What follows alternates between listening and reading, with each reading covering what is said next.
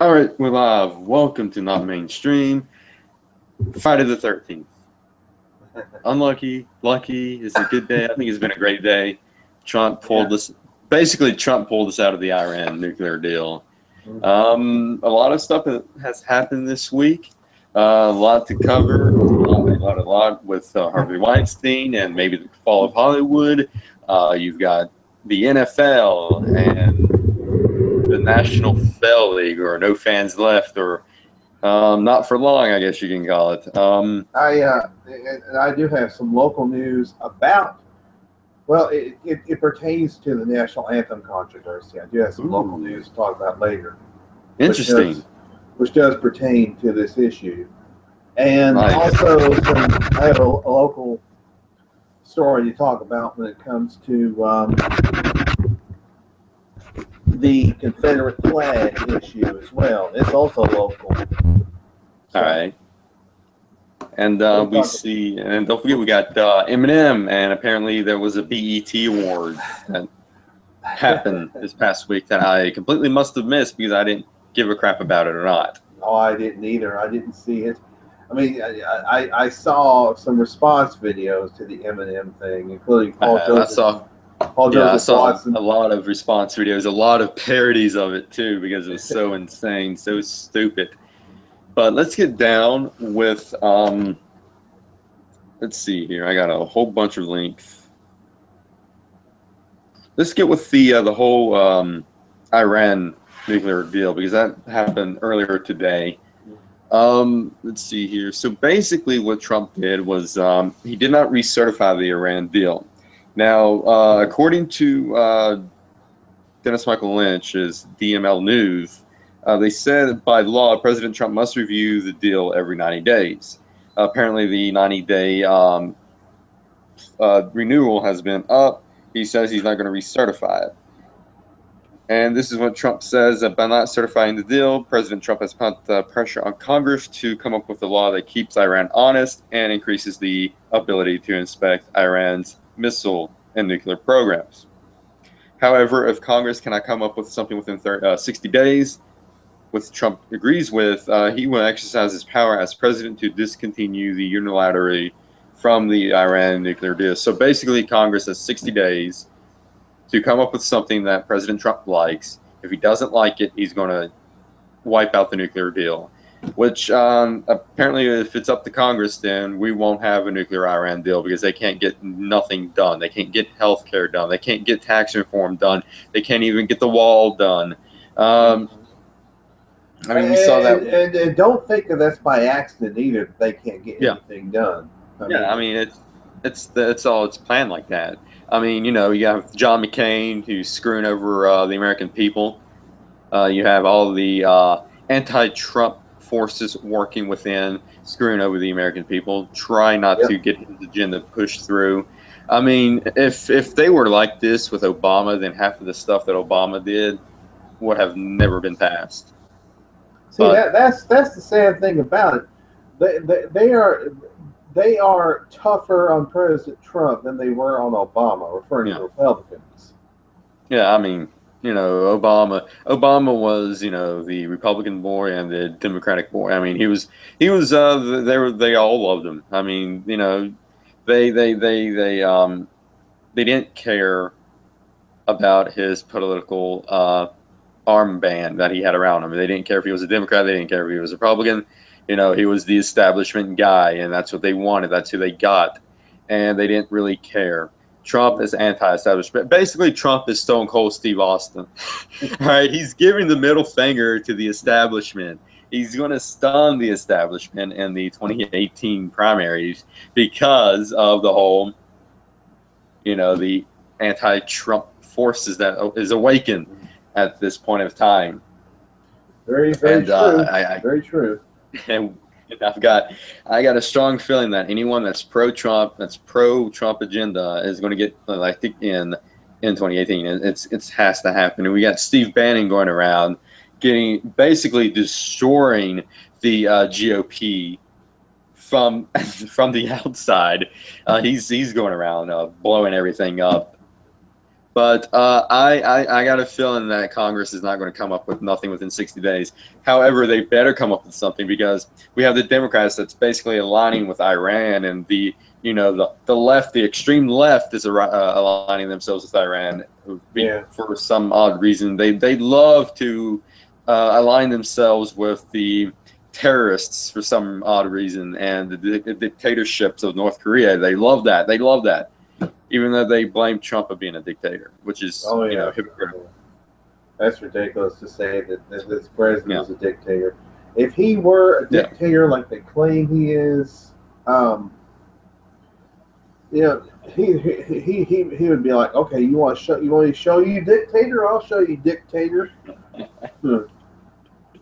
Oh man, you know what? If Trump was a dictator, I think he'd probably be a great dictator because he'll be, rounding up the Clintons, rounding up George Soros, rounding up all these evil people, and just throwing them in prison for the rest of their lives. I think that would be freaking terrific. But he's not a dictator. But we don't. But that's the thing. We don't want a dictatorship in this country, obviously. And Obama was about the closest thing. He tried to act like a dictator.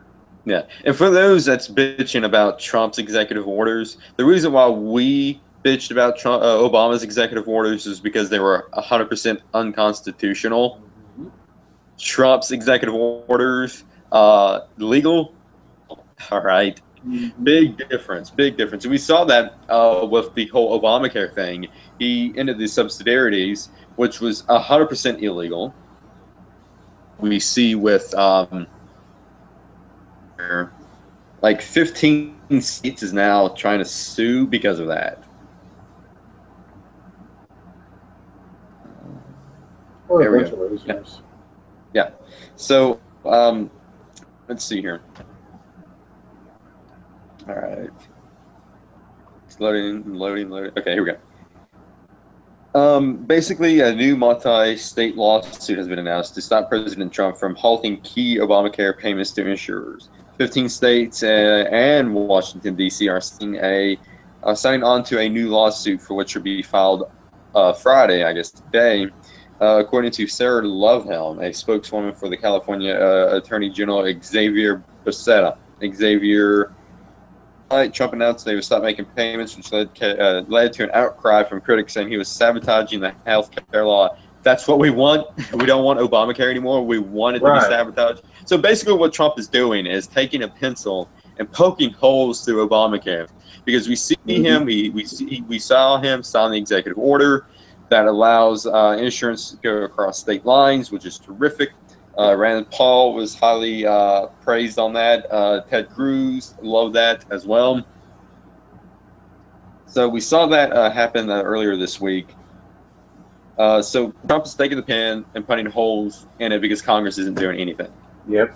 And he screwed us, so many damn times now.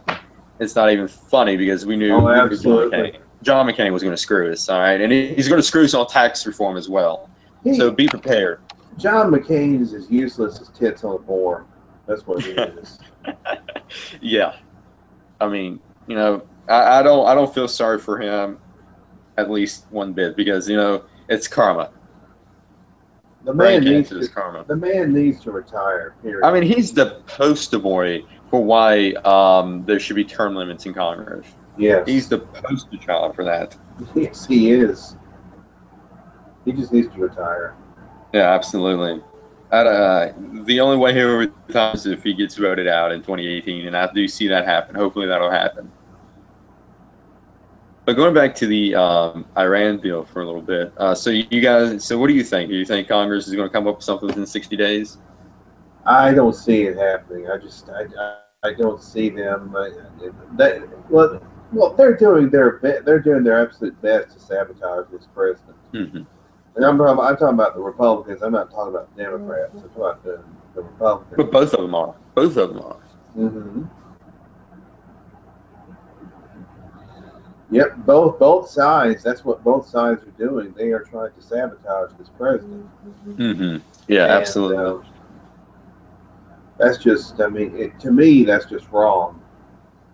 Mm-hmm. I mean, Yeah, I mean, it's proof that goes to show that they're only in it for the power. They're only in it for the money. They don't care about the American people. They don't care about America. They don't care if we get screwed up or not. That's true. As long as they get paid and, get beholden to their puppet lobbyists and George Soros and other, establishment figureheads, then they don't care. Right, exactly. Speaking of people who don't care, now there was some talk. There was some talk, but it has not. But nothing has been implemented. Referring to Roger Goodell talking about making all the players stand for the national anthem, but it's only been talk so far. Yeah. Nothing. Well, but see, Roger Goodell. I mean, it's not like he's doing this out of some moral obligation. He's not doing this out of a moral obligation. Basically, he's really not listening to the people very much. He's only doing this for the bottom line. Mm-hmm. Money. Absolutely. The NFL. Thanks, Sharon, for joining us. Thanks, Sharon, for tuning in. All right, go ahead, Henry. I'm reading some of the comments. The NFL. The NFL is all that they want the revenue, and then they want the revenue and they want the ratings, and that's the only reason Goodell is talking about reversing the. Well, it's really not a policy. It's not really an NFL policy to kneel during the national anthem, really. So, is it in the rule book though? Things going around that says it was in the rule book that all players must stand for the national anthem with their helmets off and covering their heart and everything. Well, if there is such a rule, and I'm not, I admit I'm not familiar with the rules of the NFL. Yes, so neither does Roger Goodell. Yeah. Neither does. I mean, he said so himself. He's not a football expert, so that goes right there. But I think the statement that I believe the statement that was released by Goodell and maybe some other officials higher up in the NFL was, each player has the right to do what they wish to individually. Mm-hmm. So, and I think he issued that statement last year when the whole Colin Kaepernick controversy began. And all these leftists who say that it was only Colin Kaepernick that was kneeling during the national anthem. No, there were other players last year that were doing it. The main focus was on Colin because he was the basically first one that done it. First he sit, and then they talked him into kneeling, and then it just have a domino effect right there after and then everybody else started doing it. And then he never got picked up again. I mean, he's jobless right now. Mm-hmm. He's still a free agent. But NFL is trying to do their damage control because, they're losing in the ratings. Monday Night Football is down. Thursday Night Football is down. I'm sure Sunday Night Football is down. But though I knew I saw an article that said there was a spike in the ratings. But I think that was like right after the NFL released the statement saying that they're going to talk about having the players stand for the national anthem. So I guess they probably just tuned in to see if they was going to stand for the national anthem or not. But it's got to the point where the networks, the Fox, ESPN, NBC, ABC, CBS, all those networks, ABC, has decided not to air the national anthem at all. Don't even broadcast it on TV. Which is even worse than kneeling for it. I agree. I don't see any good things coming out of this. The NFL has a damage control major breakdown, major damage control. Clean up their image now. I mean, people are just getting sick and tired of this. Well, and of course, now we've had we had the second most powerful man in the United States attend a football game last week. Mm-hmm. Or was it earlier this week? It may have been. I think it was earlier this week. the vice president, Mike Pence, attended the game in Indianapolis. Mm-hmm. And at that game, they were going to retire Peyton Manning's jersey. Mm-hmm. Because he played for the Indianapolis Colts. I mean, in fact, he led them to the Super Bowl. Mm-hmm. And the vice president, he saw these these disrespectful NFL players kneeling, and he got disgusted by he and his wife. So they got up and they left. Yeah, I saw that, and I love that. I mean, here you have the vice president walking out of a football game because they were kneeling for the national anthem, and man, the news couldn't they couldn't wrap their head around it. They kept on saying, "Oh, this costs taxpayers money." Well, you know what? If I'm paying for that, then that's good on my taxes. I love that. I would love to see what they were upset about was that Mike Pence flew from one place to Indianapolis, then flew back to Los Angeles. Mm-hmm. That's what they were talking about, taxpayer expense. Mm-hmm. Never mind all the Democratic Congress people and senators who wastefully waste our money. Never mind the Obamas, who had a separate plane for their dog. Mm-hmm. Yeah, let's not talk about that. Let's talk about the vice president. Yeah, and let's talk about Tom Price and his, over expense of the tax. Oh my God, it's never going to stop. But we have one NFL player has came out and said that he's going to be done with playing football if he's required to stand for the national anthem. Bye. Yeah, bye. Bye. Goodbye. Mm-hmm. You know what I'd love to see. I'd love to see the NFL come out with a statement that says I don't believe this is going to happen, but let's just walk through this. I love to see the NFL come out with a statement requiring players to stand for the national anthem. Mm-hmm. And I love to see there's some backlash among the players. I love to see the players basically boycott that policy now. I love to see the players not even go on the field and say, you know what, if we have to stand for the national anthem, we're not going to play. We're not going to play at all. That right there, I'd love to see happen. Yeah, because the NFL is collapsing. I don't see that happening because listen, they make their money from playing in the NFL.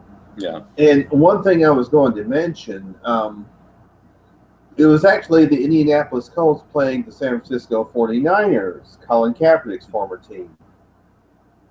And one of the 49ers, a guy named Eric Reed, basically said that when the vice president got up and walked out of the game, that was systematic oppression. He doesn't even know what systematic oppression is. I mean, exactly. I mean, was he black? Yes. All right, so he's black. He's making what, like, $500,000 to $1 million a year by playing. He's got cars, he's got women, he's got probably kids. God knows what else he has. How is that systematic oppression? I mean, I don't get these players. These players are saying, "Oh, racism and sexism and all that." They're playing for teams. They're getting money, and they're black. I mean, if the NFL was like, "Oh, we're not going to punt you in because you're black," then there's something to protest about. But that's not even counting. What they make for. That's not even counting what they make for endorsement deals. Yeah. And commercial appearances and things of that nature. Yeah, exactly. I mean, they're making a shit ton of money, and they're yelling systematic oppression. It doesn't make sense in the world. I call bullshit on that. Exactly. I mean, we discussed this last week. I mean, we saw the NFL basically giving money to the Soros groups and all that nonsense. We discussed that last week, and the NFL is dead. It's dead. Yeah. I would love to see when the Super Bowl comes to have that to be the lowest rated Super Bowl in NFL history. Mm-hmm. Mm-hmm. And I think that may happen. That may happen if they continue on this path of not standing for the national anthem, not standing up for American values, and all this. Yeah, I kind of see that happening, having the lowest rated Super Bowl in history. I have to And agree. I'm not even gonna watch the Super Bowl this year. Usually I'll just watch the Super Bowl because I like predicted it and everything. I predicted perfectly. Patriots won overtime, and yeah. But this year I'm not even gonna watch it. Yeah. The only news I don't know about is probably on Twitter and Facebook, and that's it. Right. Well, and you know, I'm going to go on ahead and bring this up. I know it's a local story, but it does pertain to what we're talking about. Yeah. So go ahead. Down here in Greenville, Mississippi, just about 30 miles from here, there's a school called O'Bannon High School. And there's all kinds of confusion going on because there was a photograph of 4 players on the O'Bannon High School football team, all black, by the way, kneeling during the national anthem. Those 4 players were suspended. They were supposedly suspended indefinitely, but they've been reinstated. So they're gonna. So I guess they're gonna play tonight. Well, that was reported yesterday. Also, one of the assistant coaches was also kneeling during the national anthem. Mm-hmm. Well, now, today, the superintendent of that school district, he tried to make all kinds of excuses and spin it all kinds of ways. This guy's name is Larry. I can't remember his last name. But this guy, he tried to spin it all kinds of weird ways. He said only 1 player kneeled, but there's a photograph that shows 4 of them. Mm-hmm. He tried to say that the assistant coach was sick. He was picking up his cell phone. That's why he, quote unquote, kneeled during the national anthem. Oh, my God. He said only 1 player was suspended. You know, this guy was like Debbie Wasserman Schultz. He was trying to take. It's almost like he was trying to. He was trying to. You know. On a scapegoat. Yeah, he was trying to spin it. You know, he was essentially coddling these people. I mean, that's what he was doing. He was coddling them. Mm-hmm. And he believes that these individuals have the right to do what they did. And by the way, no one is disputing that. Nobody's disputing that they have the right to do that. Oh. But, you know, parents also have the right not to attend those games. They have the right to pull their kids out of that school if they have to. Yeah. Or at least pull the kid out of the game. If I saw my kid do that, I would his ass up and pull him out of the game. I would march around the field if I was a parent and saw my kid doing that. Yeah. I'd go out on the field and just yank him up. Uh-huh. Yep, exactly. Like, you want to embarrass me, embarrass your country, guess what? I'm going to embarrass you, buddy boy. Yep. I mean, and plus that, I mean, things is just getting worse for the NFL. Earlier this week, surfaced of an offensive line coach, Chris Forrester. A video went around the end of him snorting cocaine. Oh, yeah. Oh, that's lovely. What I was going to say was that there has been no action taken against this assistant coach, by the way, that kneeled during the national anthem. And then it was claimed he didn't do it during the national anthem. But yet there's audio of the national anthem playing in the background. And this superintendent's like, oh, no, don't believe everything you hear. You know, just here. Oh, so it's like, what do you want to believe, me or your own lying eyes? Sheesh. It's ridiculous. I mean, this video and photos. What more do you guys in photos? I mean, this guy is making excuses for this team. You know, he's making excuses. It's ridiculous.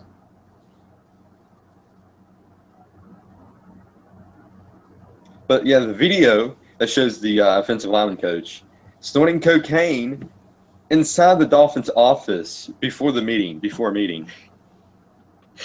So the NFL is just collapsing. I mean, they're screwing themselves really, really hard. Well, yeah, I agree with you, but I don't think I don't think somebody. I mean, I agree that the NFL is falling apart, but I mean, I have to say one issue doesn't have anything to do with the other. I mean, this just happens to be a little side issue going on. Yeah, absolutely. But he actually resigned from the position after that made rounds. Well, of course he did. I mean, and then he's going to get support from his family and medical professionals. Well, at least he had some integrity to resign from the position.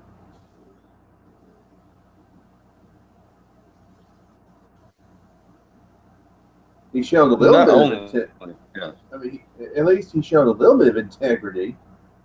Yeah, I mean, at least he man up to it and say, "Yeah, that was me. I did it. I'm going to resign." But not only is the NFL collapsing, Hollywood may be collapsing as well with this whole Harvey Weinstein. Apparently, back in 2004, a reporter from the New York Times actually got wind of the whole Harvey Weinstein story. Matt Damon and Kurt Russell helped kill that story in 2004. Basically, a former New York Times reporter who investigated, this is from Breitbart, investigating allegations of sexual harassment against Harvey Weinstein as far back as 2004, has revealed that actors including Matt Damon and Russell Crowe lobbied the New York Times to kill the story. So here's the thing. The average American citizen doesn't know who the hell Harvey Weinstein is. And we had a hard time figuring out who he was last week. We know he was a producer. You're starting to break up a little bit, Shane. You're starting to break up a bit. Yeah, it's the Russians. We'll talk about the Russians a little bit because there's some, with Pokemon Go in Russia now. Oh yeah, I saw that. But the average American citizen doesn't know who Harvey Weinstein is, but then they hear Matt Damon and Russell Crowe, very mainstream actors. Almost everybody knows who they are. Wait, Russell Crowe or Kurt Russell? You said Kurt Russell originally. Russell Crowe. Russell Crowe. Okay. Yeah. Did I say Kurt Russell? Yeah, you did. I meant Russell Crowe and Matt Damon. Okay. Yeah. Yeah. So they basically help cover up the. I don't think Hollywood. I think maybe somebody in Hollywood's probably trying to mess with your feed there, Shane. Maybe. I mean, Hollywood is they're on fire now. Seth Rogen. Someone came out said that Seth Rogen groped her when she was 17. We have Ben Affleck, who is Batman. Coming out. There's multiple people coming out saying he groped her and grabbed her ass and everything. There are several actresses who have now stepped forward. Yeah. And said that I was groped, or Rose McGowan says she was raped by this guy. Mm-hmm. I saw a list of actresses and actors. What's that? 30 women. 30 women. Ashley Judd. Ashley Judd. Didn't we talk about? I think we talked about that last week. Yeah. Nasty woman. Who apparently called Trump a sexual predator, but there's more proof of Harvey Weinstein being a sexual predator, but we have to cover that up. New York Times, and the list of accusers is just stunning. Angelina Jolie, Rose McGowan. Yeah, that's the one I mentioned that said she was raped by Harvey Weinstein. So. Yeah, Ashley Judd, Rosanna Arquette, Heather Graham, Luis Guess, Ambra Badalina Gutierrez, Tommy Ann Roberts, Catherine Kendall, Judith Gautry, Dawn Dunningham, Lucia Evans, Laura Madden, Asia Argentino, Laura Sylvan. And apparently with Laura Sylvan, what he did was he jerked off in front of her. Good Lord. Yeah. Maria Serrano, Emily Nestor, Emma Decanis, Oh wait, Jessica wait a Barth. minute, Mira Sorvino. Is that what you meant? Yeah. Yeah, that's Paul Sorvino's daughter. She's won an Oscar. Mm-hmm. Yeah. She said that Mr. Weinstein persuaded her into his hotel room and showed up late to her apartment one night. She had a professional relationship with Mr. Weinstein for years afterward, but the earlier incidents continued to affect her. She said untimely she suspected that the rejection of him had hurt her career. Now that's professional relationship. That has nothing to do with anything romantic or anything like that. That's just client and producer. Yeah. So I'm not sure what she was talking about there. I think that's what she was talking about. When you say professional relationship, you're not implying anything romantic or anything. Well, she said that she had a professional relationship with Mr. Weinstein for years afterward. Well, see, there you go. But the earlier incidents continued to affect her, she said. Mm-hmm. So apparently he, I guess, well, he did whatever he did in the hotel room, she kept on seeing him in a professional manner after that, which is kind of weird. It's kind of weird because it's like the woman that accused Bill Cosby of rape. I mean, she was raped by him, and then she kept on seeing him after that, which is kind of weird. Yeah, that tends to throw up red flags if you ask me. And by the way, I think Gloria Allred is. I'm not sure how many of these women she's represented in this case. But Gloria Allred. We reported last week that Lisa Bloom is representing Harvey Weinstein in this whole twist. Well, she dropped him like a hot rock. She's not representing him anymore. As of last week, she's not representing him. Well, interesting. Kate Beckinsale said that Mr. Weinstein offered her alcohol in a hotel room when she was 17. A few years later, he asked me if he had tried anything with me in the first meeting. She wrote, "I realized I cannot remember if he assaulted me or not." Zoe Brock, Louise Godbold, Lisa Campbell, Ramona Garhi. I think some of these are more models than they are actresses. Yeah, probably so. And they could be represented by different. Sophia Dix.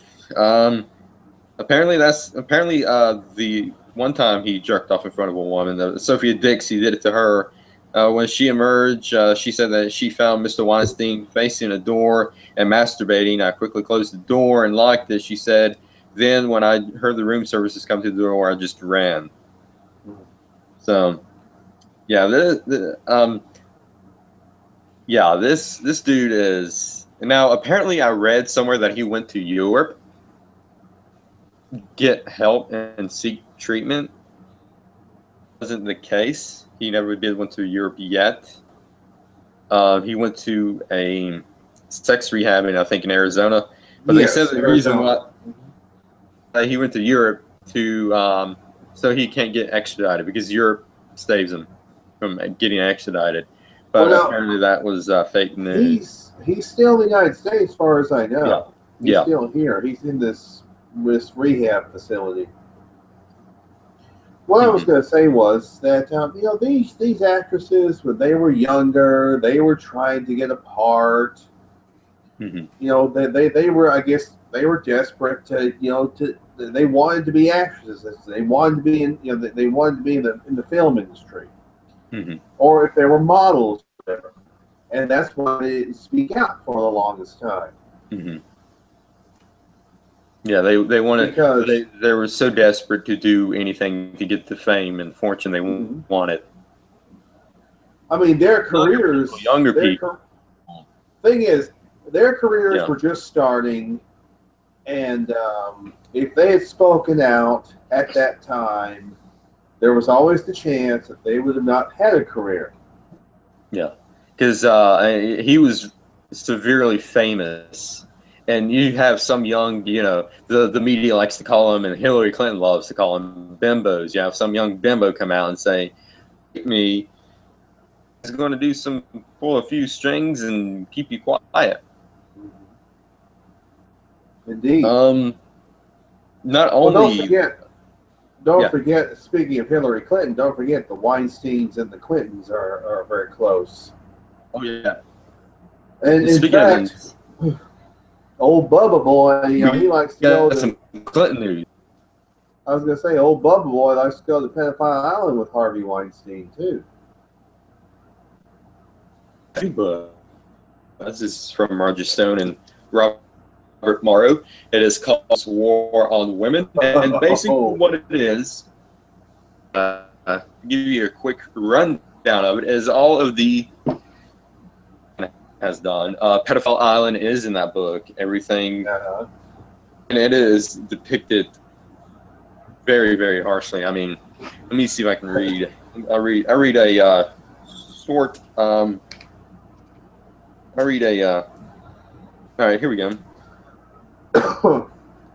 Now, how recent is that book? I mean, was it like 2000? I think 2016. 2015, copyrighted 2015. So 2 years ago. Yeah, and this is it was from Roger Stone and Robert Morrow, forwarded by Kathleen Wiley. Oh, Wilhoy. Yeah. I got it at Ollie's for $7.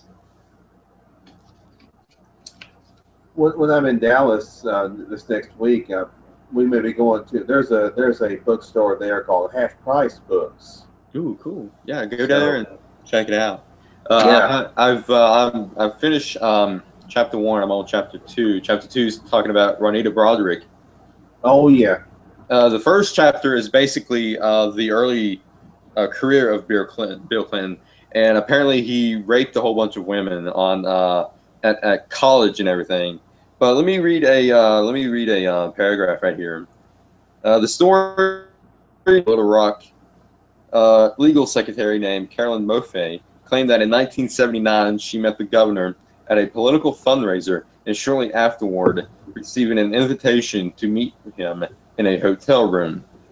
She was escorted there by a state trooper. When she arrived, she said he was sitting on the couch wearing an undershirt and nothing else. He pointed out his penis and told her to suck it. She said she didn't even do that for her boyfriend. But the governor reportedly got angry and grabbed her head, which then he shoved into his lap before she pulled away and ran out of the room. That's just a paragraph. She should have bitten it off. Yeah. And there's like some in here where they describe him biting the victim's lip and making it bite it so hard that it would bleed. And I've heard that too. And here's a quote: Hillary Clinton on Bill as told by Larry Nichols to Robert Morrow on June 1st of 2015. You'll never believe what the motherfucker did now. He tried to rape some bitch. Classy. And that's what Hillary said. That was what Hillary said, yeah. The Clintons' war on women. Holly, I got through the first chapter. I'm on the second chapter now. It's really good. I highly recommend it. But speaking of the Clintons, we got some Clinton news. And apparently things are not happy in Bill and Hillary land. Really? Yeah. This is from the Gateway Pundit, and this story. Imagine my shock.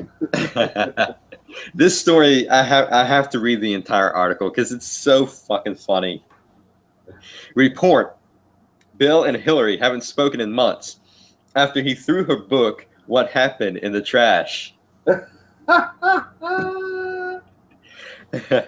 A new report claims that the Clintons haven't spoken to each other in months and are now only communicating through friends and lawyers. The Daily Mail reported that according to author Ed Klein, who has written several books on the Clintons, and the former president, who has written several books on the Clintons, the former president threw a manuscript of Hillary's memoir in the trash after she ignored his advice not to publish the book. And here's a segment from the article. Bill had red-penned the book in an attempt to improve it. a friend allegedly told Klein, but flew into a rage when Hillary refused to read any of his notes. He hated the title because calling it "What Happened" would only make people say, "You lost." That's exactly what happened. He urged her to postpone the publishing date and rewrite the book, but she yelled at him and said, "The book is finished, and that's how it's going to be published." The argument is believed to have taken place over the summer before Hillary took off on her tour in order to promote the book. Bill and Hillary were last pictured together toward the end of August while enjoying a visit to see friends in the Hamptons. The couple have not been seen together since. Ed Klein's book, All Out War, The Plot to Destroy Trump, would be released in late October. The Clintons have completely lost their power after Hillary Clinton lost the election. Neither of them are in a position to sell influence and power in exchange for donations to the Clinton Foundation. Their marriage has been one of covering for the decades. We sure dodged a bullet by not having the Clintons in the White House again. Yeah, we sure did. But Bill, as much as I hate Bill, he needs to throw her under the bus. He needs to just come out and throw her under the bus. Throw the book in the trash. I mean, I'm sure he wasn't the only one that threw the book in the trash. Yeah, that's one of those stories. That's one of those stories where you just have to say you can't make this stuff up. Yeah, I actually believe 100% of that story. Actually, in the book, Hillary wrote in What Happened was that she was contemplating divorce. A little late for that, but yeah. Trump destroyed the Clintons, and I don't think they're ever going to recover. Even with Chelsea, I don't think there's going to be any recovery. There's not going to be a recovery period with that. Yeah. Now let's see. Hillary is what, 70 this year? She'll be what, 70? Let's see. She'll be 73. Probably 173. Oh man, God, I hate that woman.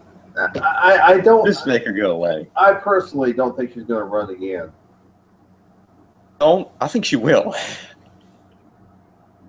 I think she will. I think she's setting herself up for a 2020 run. She's one of the most unlikable candidates there is. She doesn't care. All she cares about is sitting in that Oval Office. That's all she cares about. You know, that's the thing. She's so unlikable. You know, she's manipulative. She's bitchy. Mm-hmm. I mean, she is. Let's just be honest. I mean, that's what she is. Yeah. She's. Yeah.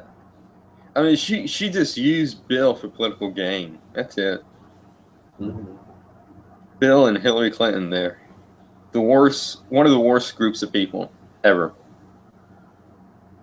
Well, you know, they've had problems before. I mean, back when the whole Monica Lewinsky thing came about, Bill Clinton had to do damage control on, I think it was Martha's Vineyard. He had to go to, huh? Was it? Oh, I thought you meant that interview he did on 60 Minutes or Barbara Walters. No, one of the interviews he did. This was during his presidency, and I think it was '98. I think it was, and his some of his officials had said, you know, we have Osama bin Laden, we can get him. And Bill's like, no, I'm going to leave that up to y'all because I got to do damage control with Hillary. Mm-hmm. Yeah. So Bill Clinton had the opportunity in 1998 to get Osama bin Laden. And because he had bigger fish to fry, at least in his mind.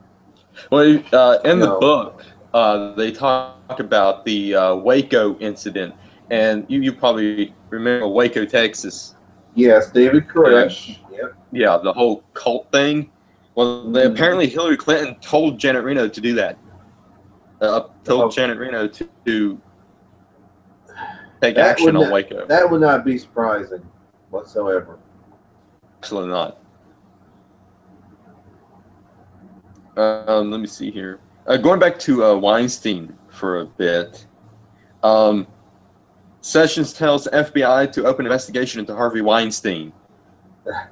Going to blow Hollywood out of the water. Yeah. Harvey Weinstein's world to get worse by the minute tonight. It has been reported that the FBI is now involved. Earlier Wednesday, it was reported, and this is what I was telling you about, that Weinstein traveled to Europe to enter for sex rehab. Those reports turned out to be false. Weinstein was in California visiting his daughter at her home. But even that went away. Police were called to the home at 11:30 a.m. Wednesday after Weinstein and his daughter got into an argument. Reportedly, Weinstein threatened to kill himself. Seen shortly after Weinstein was seen flagging down a car and asking for a ride. Police later said that Weinstein was not suicidal and no arrests or charge have been made. It has now been reported that the Department of Justice has instructed the FBI to open an investigation into Weinstein's sex crimes. 3 women, now even more, and claim that the producer have raped them. Multiple women have come forward in recent days to make claims against Weinstein, and a bombshell report in New York Times highlighted 8 incidents where the movie court with women who accused him of sexual harassment. You know, it took like 8 days, 5 days, something like that, to come out with a statement about Weinstein. Yep. Obama took 8 days, 10 days, or whatever, to come out with a statement about Weinstein as well. Mm-hmm. CNN apparently was blasting Obama and Clinton for not coming out sooner about Weinstein. Hillary Clinton, who was skewed this early week over her silence regarding the Weinstein allegations, told Wednesday that she would be donating his campaign contributions to her. She did not say which charities that received the money. You can watch the interview here. So basically, she's going to donate dirty money to charity. Oh, yeah. Also in the hot seat has Ben Affleck, who has been ripped to shreds on social media for 2 videos that surfaced of him groping women. His wife announced today she's going to be separating from the mogul. And Weinstein was fired from his own company earlier this week. This right here, this whole Weinstein thing, I think, is going to lead to a deeper hole.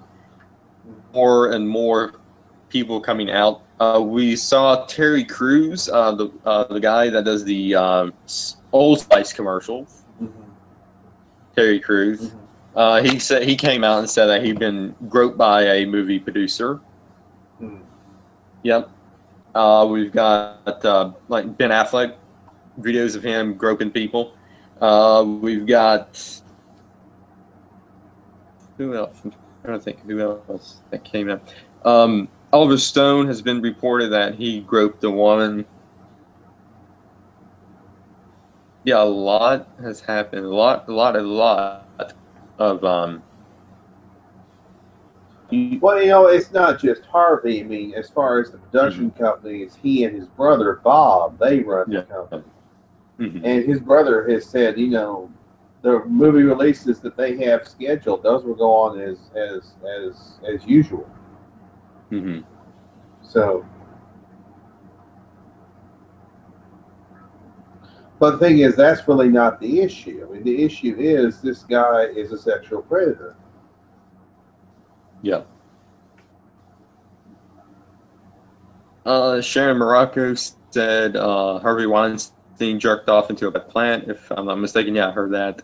Clinton crime family. And she also says, "How about open up an investigation into the Obama and Clinton for fuck's sake?" I agree. Yeah. Oh, I'm not disagreeing with that. I mean, oh yeah, that's right. He actually suppressed a interview with I can't remember the dude's name. Let me see if I can find it.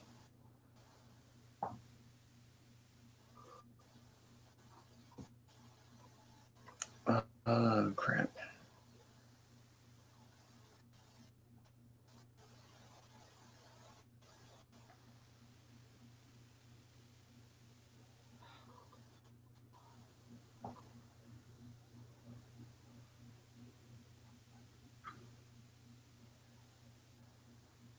So NBC is now suppressing interviews. Mm-hmm. Yeah.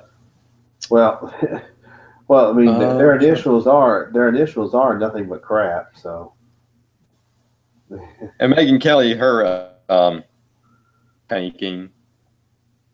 Of course, it has. Megyn dragging down NBC's ratings. Are we really surprised by that? I'm not. You know, this thing goes around on Twitter about the Trump curse, and everyone that's anti-Trump has been subject to either fired, low ratings, injuries, what have you. Let's see here. If I can find the dude's name, I can look it up. I found the article. Let's talk about Eminem.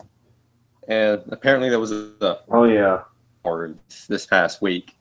So I didn't watch it. I didn't even hear about it. I didn't even care, even if I did heard about it.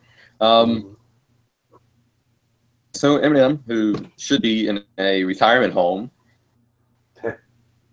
came out with a freestyle rap about an anti-Donald Trump rap, and saying that if you're a fan of me, you shouldn't be a fan of Donald Trump, so fuck you and all that nonsense. And it's been parodied so many times. It's been time, so we have to talk about it right here. Eminem, yeah, he's a corporate sellout. Now he doesn't really. Well, the thing is, the last time he was relevant was back in the late 90s, early 2000s. And the only all the stuff he rapped about in his songs, I wouldn't say that well, they were very misogynistic. He always talked bad about his mother.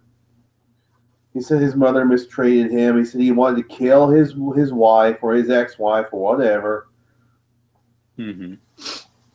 And the music video "Stan." I don't know if you guys heard of the song, rap song "Stan." Near to the end of the video, you see Eminem in the car and gag. Now that was so didn't air the moaning and gasping, and they had to edit that part out. But yeah, he did a music video with his music video wife in the back of the trunk and getting ready to drive off a cliff. And then you have Eminem up there saying the N-word after N-words, killing cops, you know, sleeping with hoes and bitches and everything. Actually, since he's white, I don't think he ever used the N-word in any of his songs. Oh, he never used it? Not that I'm aware of. Well, don't forget, his producer was Dr. Dre, so he may use it. He might have used it, I'm sure. At least once. Once in his life. When I used to listen to his music, he never used it. So the songs I heard from him, I didn't hear it either. He's up there, you know, bitches and all that, and we were supposed to, you know, go to him for political advice. That's why we tell him shut up. That's why we tell these celebrities shut up and sing, shut up and act. Yeah, they don't. You can have political opinions, okay? We're not saying, you know, you can have political opinions. Just don't cram your political opinion down our throats every single time you're on stage, every single time you're in an interview. Indeed. I mean, look what happened to the Dixie Chicks. Yeah. Sharon said that Eminem is pushing 40 and trying to rap in a fucking parking garage. He totally suck. Billy Weaver from InfoWars. He's 44 years old. Yeah. Age man trying to tell us who we can and can't support through rap. Come on, give me a break. And Sharon makes a good point, by the way. Yeah. He's up there all big and bad. When's his walker? He needs to come out on his walker I'm pushing 50. And he's trying to stay relevant as hell. Of course he is. Of course he is. And the thing is, I mean, he is the only. I mean, another thing, he would call people fags in his songs too. See, so yeah, I mean, a rapper giving us political advice. right? Yeah, take that for what it's worth. But okay, I found the article. Okay. Basically, NBC Weinstein sex harassment expose, and let's see here. Rowan Farrow, I think probably kin to Mia Farrow somehow. Might be a son. I think that might. I think that's her. I think that's her son. I think that's her son. Yeah. Rowan Farrow. Okay. Rowan Farrow appeared on MSNBC through NBC under the bus when they when asked why they didn't run this story for the New Yorker instead of the network.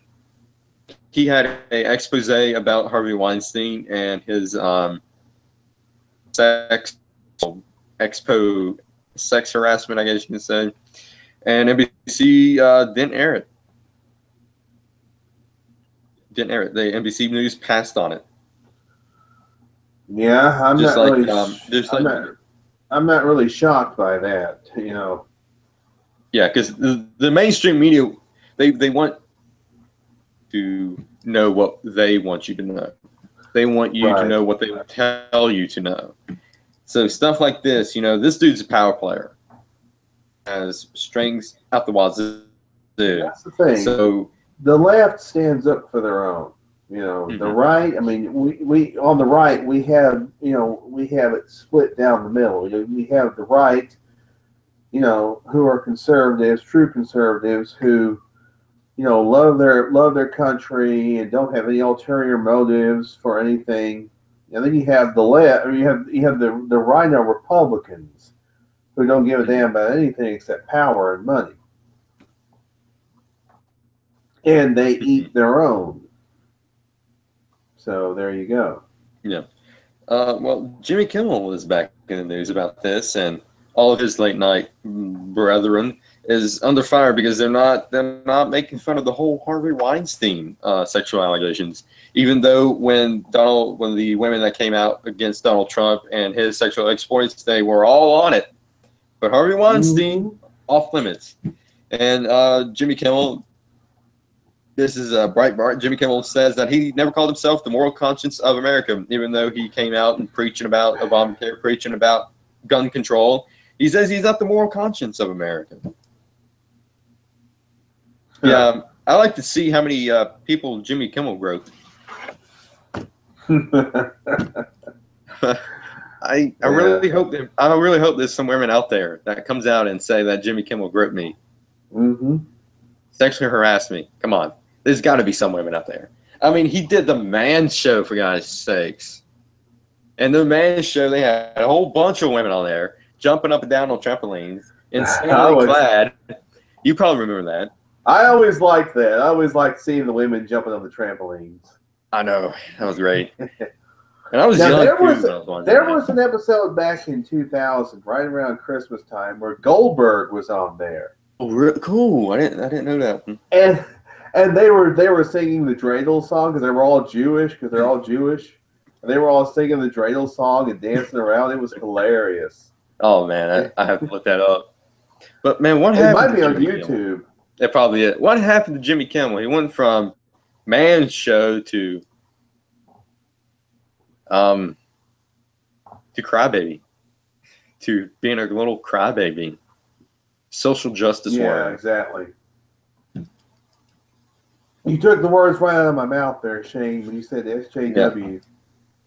Social justice warrior. I mean, from Man Show to social justice warrior. And I mean, there's video of him on the street telling women, what's in my pants and all that crap. Oh yeah, I remember that. So remember when they sent out a little kid to do that? Oh yeah, the little fat kid. Yeah, he was like trying to sell beer and everything. Yep. That was good. That was like on a top 100 pranks on VH1. They aired that a few years back, and that was one of the one of the top 100s. This little fat kid. They sent that little fat kid to go out everywhere. There was this one where they sent him out and on the beach, and he says, "Hey, baby, you need me to put some suntan lotion on your back?" Oh, I remember that. I remember that. Yeah. Oh man. I remember that. That is that. I wonder what happened to him. I wonder what happened to that kid. Oh, I don't know. But yeah, I wouldn't be surprised if some women came out in the near future saying that Jimmy Kimmel touched him. I wouldn't be surprised at all. That wouldn't be shocking either. That would not be shocking at all. I don't think. Yeah. But yeah, this whole Hollywood thing. I mean, yeah, it could definitely, no question about it, blow Hollywood wide open. Yeah, and I hope it does that. Hollywood needs to be exposed for all the evil that they have done in the last years and years of evil. I hope that because Corey Feldman came out about the whole pedophile ring in Hollywood, and Elijah Wood did too. I think, if I remember correctly. I hope either Corey Feldman or Elijah Wood come out about it and expose all the creepy pedophiles that's in Hollywood, because there's a shit ton of them in there. Yeah, it needs to be exposed. And there are conservative celebrities. I mean, John Voight is one of them. Tim Allen. Yeah. Tim Allen's show was canceled, unfortunately. But then it was picked up by CMT. It was canceled by ABC. But Country Music Television picked it up, so they're running it on their network. And I mean, his character, just like him, Tim Allen is very conservative. His character on Last Man Standing is very conservative, also.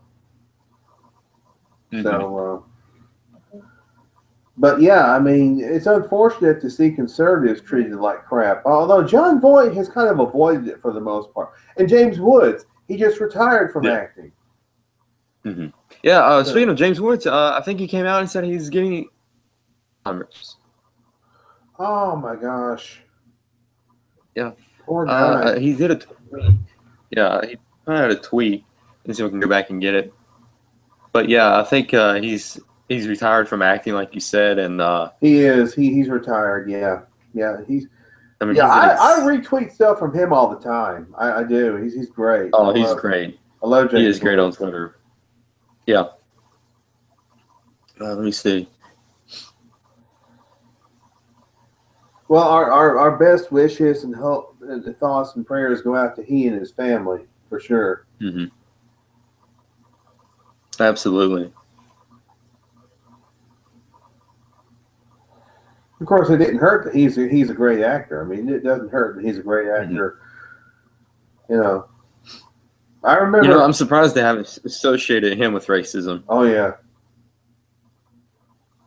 I remember. He said, "I wanted to respond to every heartbreaking message each of you are sending. I am reading them all. This Alzheimer's is a satanic disease. God."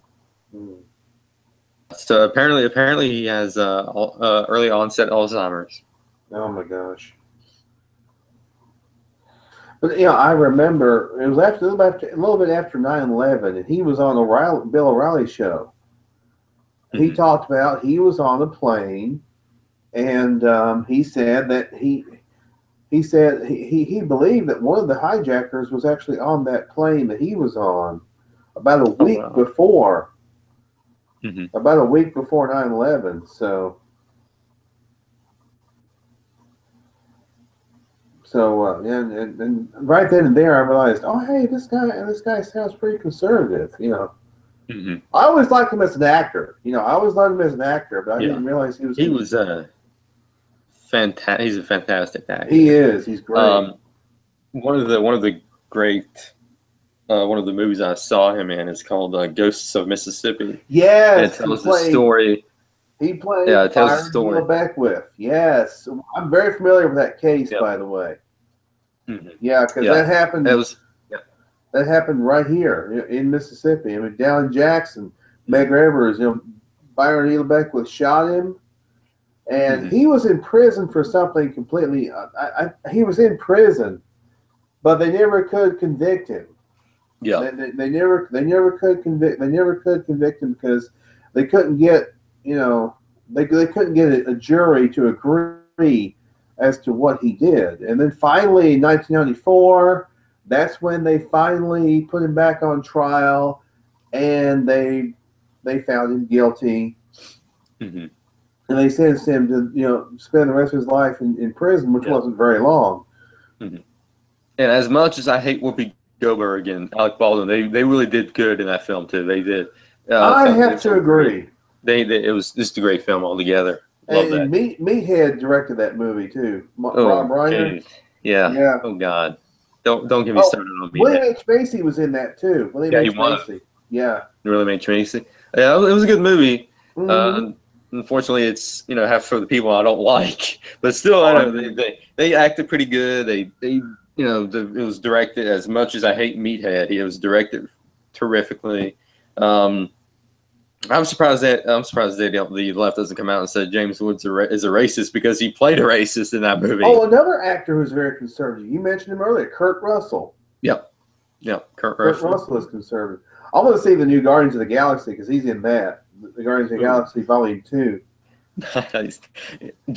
I would say Gene Hackman is probably very conservative. I would say so. He's really good. He was in a movie called The Chamber, which was partially filmed over here at Parchman, which is based on the John Grisham book. Yeah. Loved him as Lex Luthor in the Superman movie. Yes. He was in one movie with crap, what was it? The dude that played Green Goblin and Spider-Man. Oh gosh.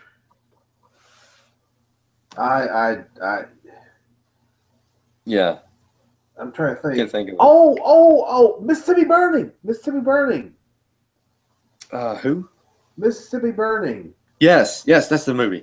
Yes. Great movie. That was a fictionalized account of what happened to those 3 civil rights workers over here in Neshoba County, Mississippi, 1963. Yeah, I actually chose that movie to watch for a paper I had to do, and my in one of the English classes I had. Fantastic movie. That's a great. Merle is in that. Michael Rooker. Willem Dafoe. Yeah, Willem Dafoe. Yep. Michael Rooker is in that. He played one of the killers. Brad Dourif, the voice of Chucky. Yes, voice of Chucky. Yes, he's in that. Frances McDormand is in that. Yeah. From Fargo, she's in that. Yeah, I know. R. Lee Ermey.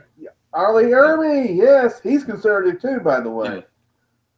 Fantastic. I recommend. Ghost of Mississippi and Mississippi Burning is fantastic movies. Those are both great movies. Love them. They are. Well, let's see. What else are we going to talk about? We talked about the Hollywood stuff.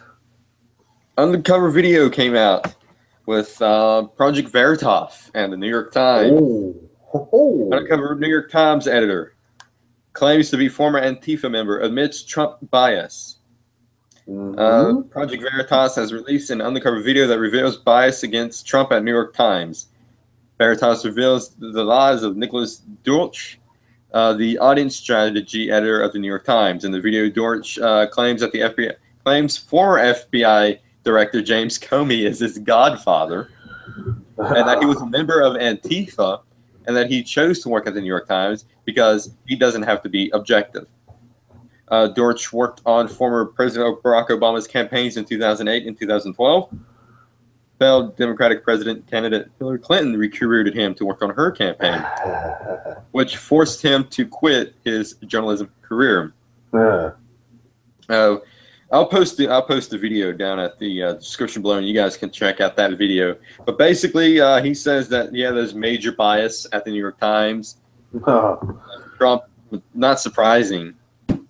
I'm not surprised. Why do you think the nickname for that paper? Why do you think the nickname for that paper is New York Slimes? Absolutely. Let's see here.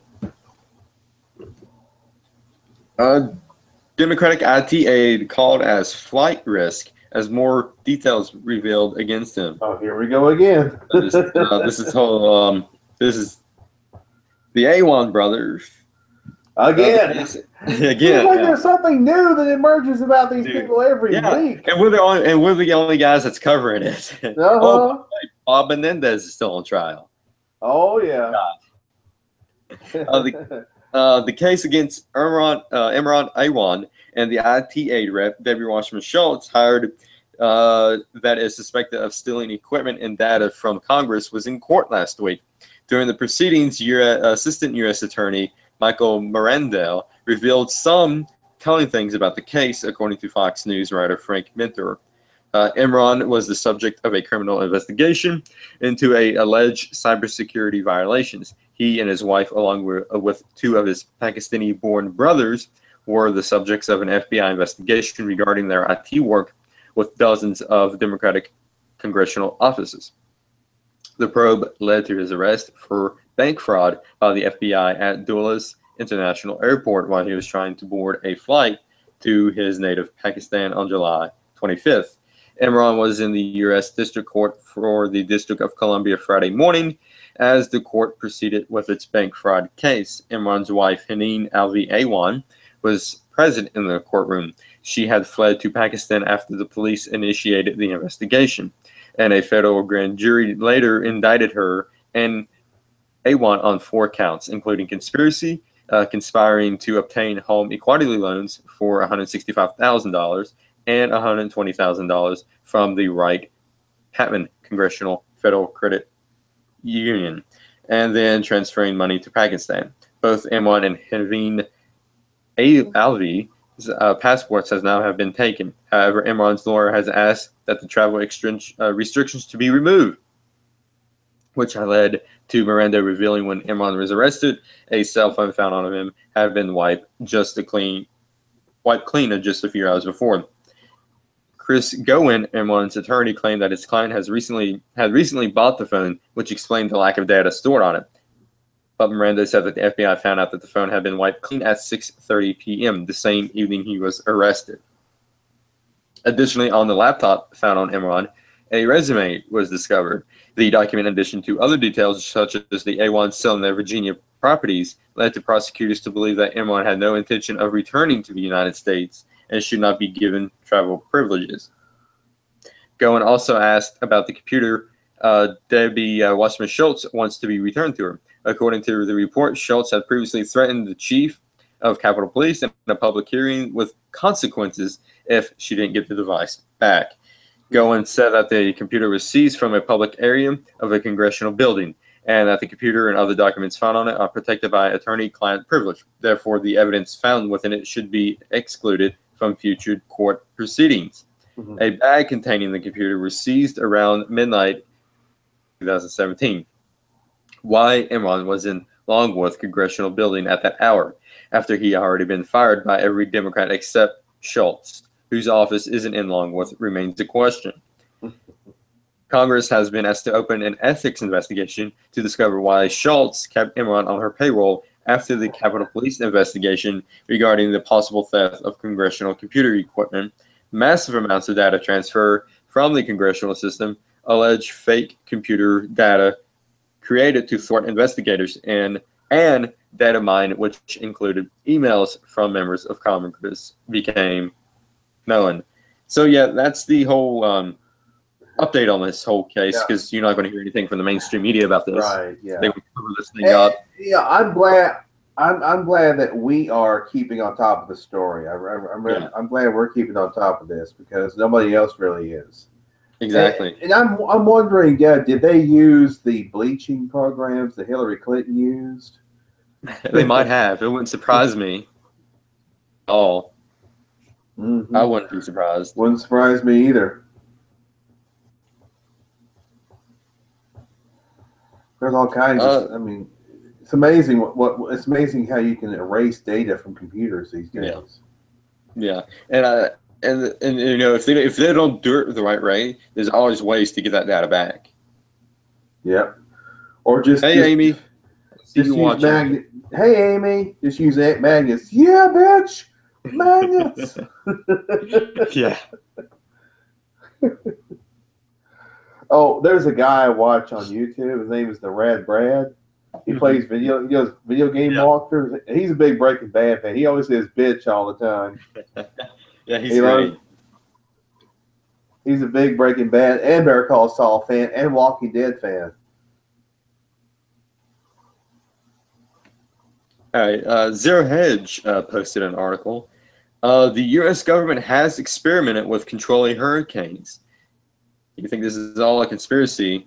It's a lengthy article, so I'll just post that down to the description below. But there's one segment: weather as a weapon of war. Operation Popeye was now a declassified attempt by the U.S. military to modify the weather in Southeast Asia from 1967 to 1972. The U.S. military conducted cloud seeding operations over Ho Chi Minh Trail during the Vietnam War. Cloud seeding typically involves flying planes overhead and spraying silver iodine into the air. Chemtrails. That's your chemtrails right there. Yeah. That's what chemtrails are, is cloud seeding. They seed the clouds to control the weather.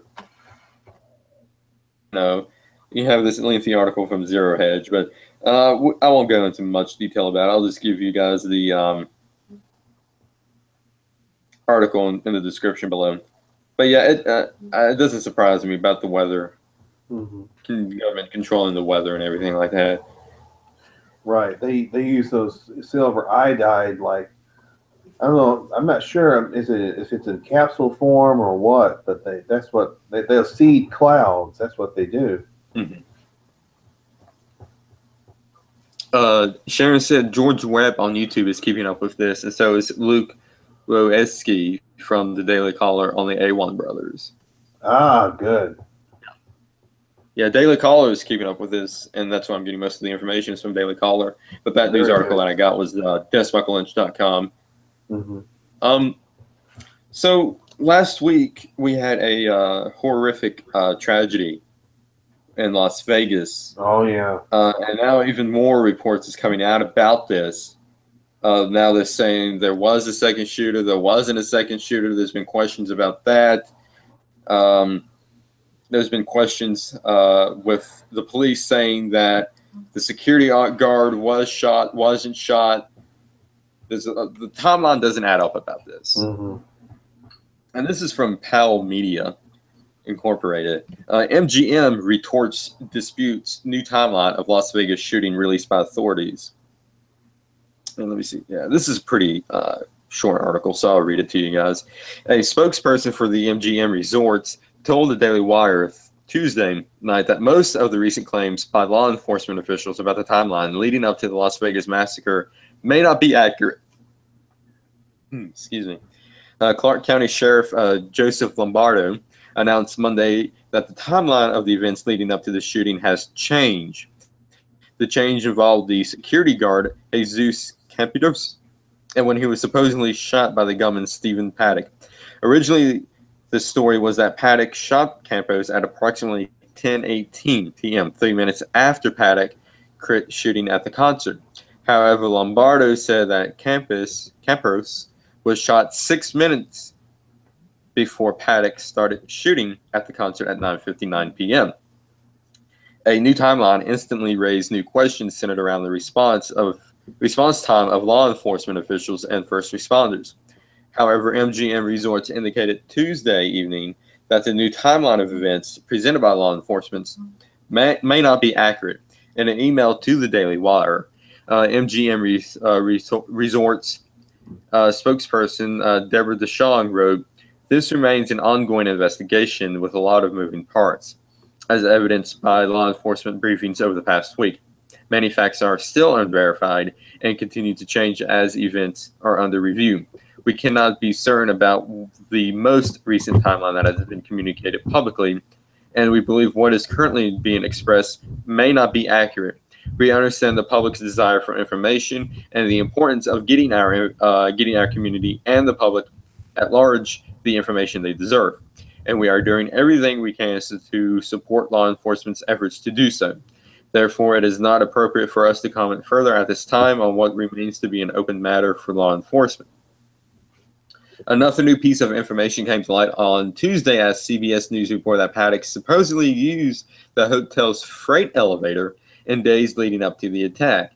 Mandalay Bay Resort and Casino refused to comment to the Daily Wire on whether guests were allowed access to the freight elevator. One employee who was not authorized to talk publicly on the matter said that guests were not allowed to use the freight elevator. So, yeah, there's a lot of confusion that really doesn't fit the narrative about this whole tragedy, and it's just surprising that it's been a week now and they can't get all the facts together and come up with one coherent story.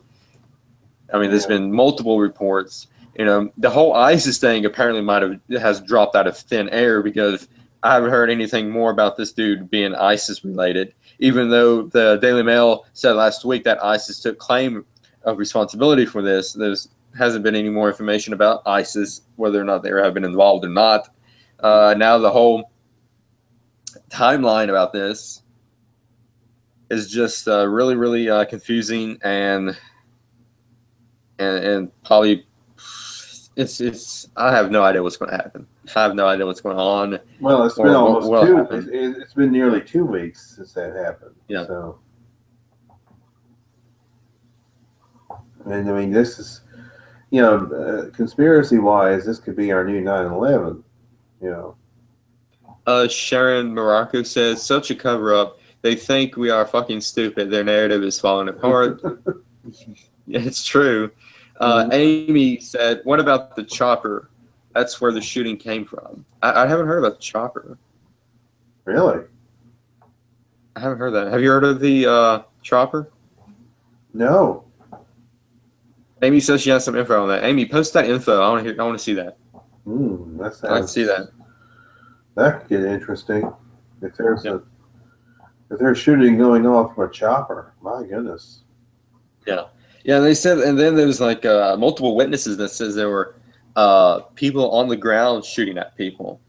So, and then they said there might have been a second shooter that was upstairs with him. Shannon Morocco said no. Amy said it's a complete breakdown. Amy, if you can post that. Post it in the comments. Send it to me on Messenger, and I'll take a look at it. And still, the FBI and police cannot find a motive of why he would do this. Yeah, I guess I mean, a lot of stuff surrounding this just doesn't add up. It's a little fishy. Yeah. Yeah, I mean, the first story they said that the security guard was shot 6 minutes before he fired at the crowd, and when they first came out, they said that the security guard was shot after. So all this would end if they released the tapes. There has to be tapes. There's got to be surveillance footage somewhere. Yeah. We need to release the surveillance footage. We have not seen any of the and there's cameras all over those casinos, all over that casino. Absolutely. Where is the surveillance footage from the casino? Where is the surveillance footage from the hotel? Because there's casinos, they deal with a lot of money. Mm-hmm. You were breaking up, Henry. I'm saying casinos, they deal with a lot of money, and they have to have adequate security measures to make sure somebody doesn't try and take that money. Yeah. Sharon said that I think it's a false flag for the government to take away our guns. I mean, it's highly possible. There's like multiple false flag. False flag is like, the government's involved. It's all planned out to be specifically. Other false flag. Yeah, now you're breaking up. Well, see, they don't like us talking about conspiracies. That's another thing they don't like us talking about. And the main mainstream media. See, you're breaking up again. See, Yeah, happening again. Is begging for us to talk about conspiracies so that they can, you know.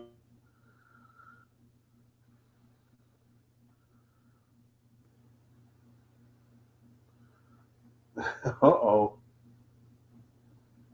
Uh-oh. They done got Shane. Oh, boy. They done got Shane. They got him. Can you? You're coming in a little bit, but you're still... Back. All right. Okay, that should be better. I'm telling you, now? they don't... It's better now. I'm telling you, they don't like you talking about conspiracies. I believe that. I believe that. I think this is, yeah. But Amy sent me the video of the breakdown, and what I'll do is I'll post that in the description below and let you guys take a look at it. I'll watch it when we get off the air here in a little bit. But as I was saying, I forgot what I was saying. What was I talking about? I don't know. I can't remember now. Like I said, they don't like you talking about conspiracies. Send me a link. You want to be on the show, Amy? I'll send you a link. Oh, yay. Let's see if we can.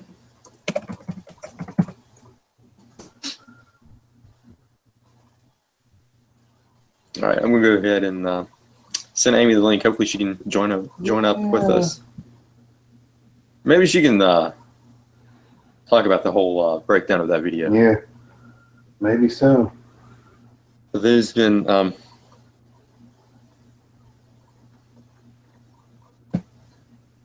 yeah. So what's going to come out of this? What's going to come out of this, Henry?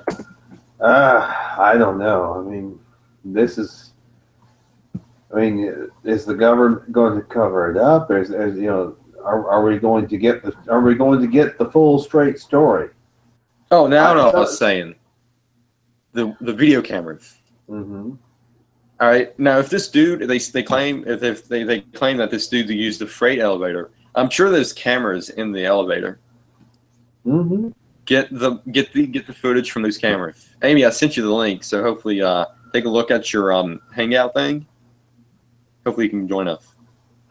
Yeah, there's been no footage. There's been no footage released from the casino itself as far as the surveillance footage.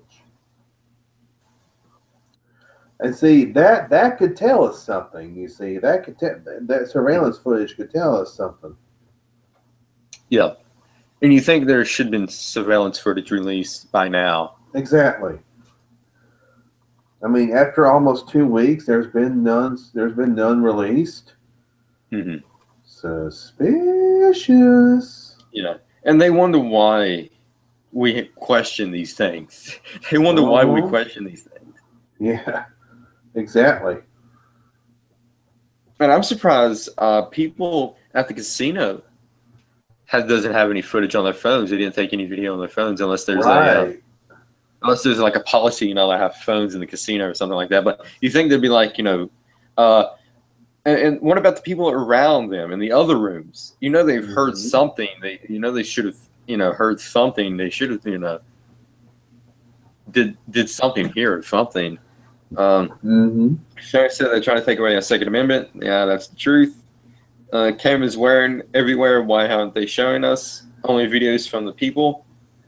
Yeah, I do smell something suspicious and fishy about that. Oh yeah, I definitely smell a rat. For sure, no question about it. There's something's going on. Let's see what else I've got on the. Hopefully, Amy can join us and she can tell us more about it. The whole video that she gave. But yeah, I'll put the video in the description below.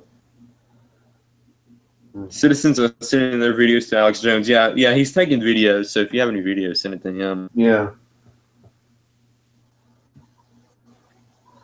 And that's one thing that's really emerging these days. It has really emerged since now everybody has a video camera on their phone and everything.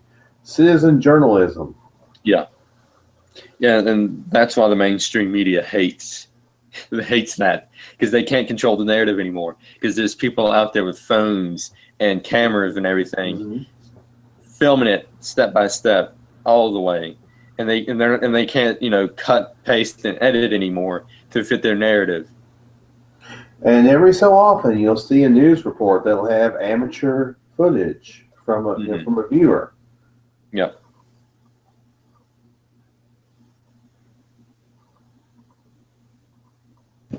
President Trump did a victory lap today. The Supreme Court sides with Trump on travel ban. On Tuesday, Trump administration attained a victory in the nation's highest court regarding an executive order that was perpetratedly media Muslim ban. Yeah, but anyway, the Supreme Court ruled in favor of President Trump. I guess still stands. You're freezing up again.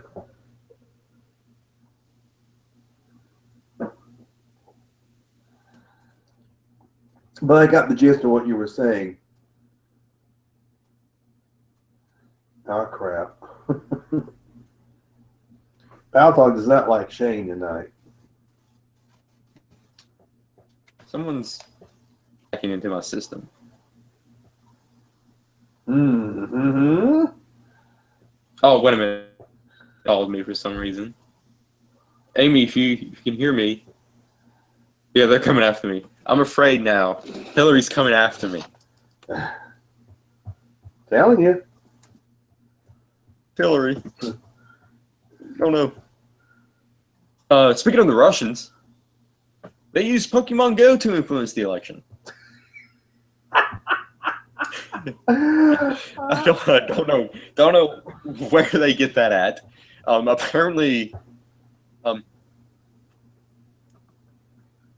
Apparently, yeah. Yeah, apparently the Russians are using Pikachu to influence an election. I always knew there was something sketchy about Pikachu. All right, Amy's calling me. I can't answer that because I'm on live air.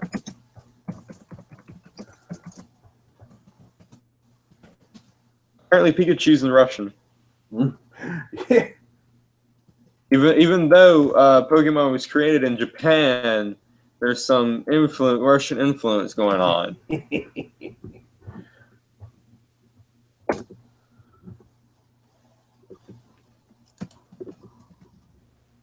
Now wait a minute.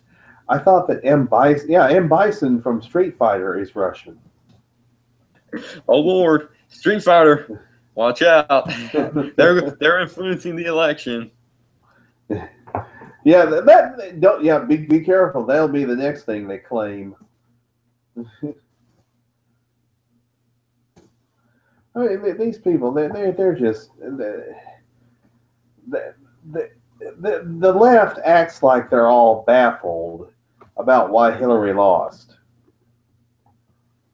The reason Hillary lost is because of Hillary Clinton.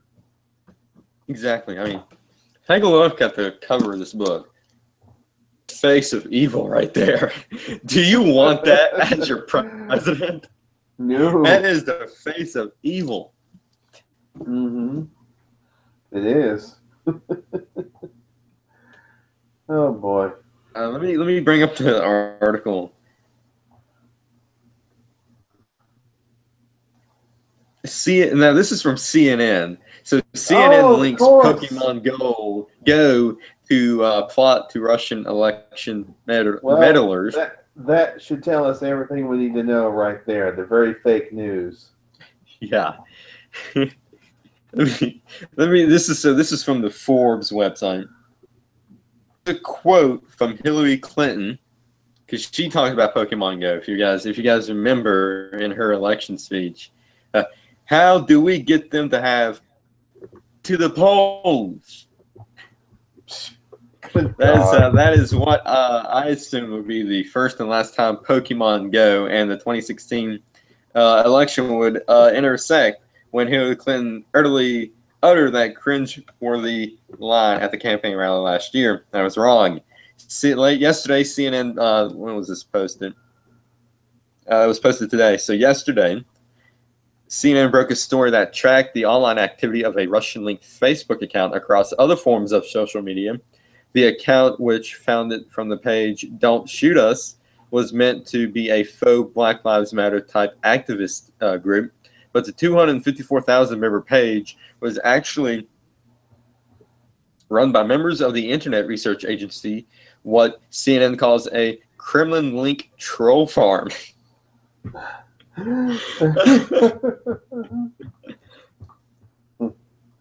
Now, remember, folks, this is the same woman who, in an interview, shouted, "Why am I not 50 points ahead?" Oh my God.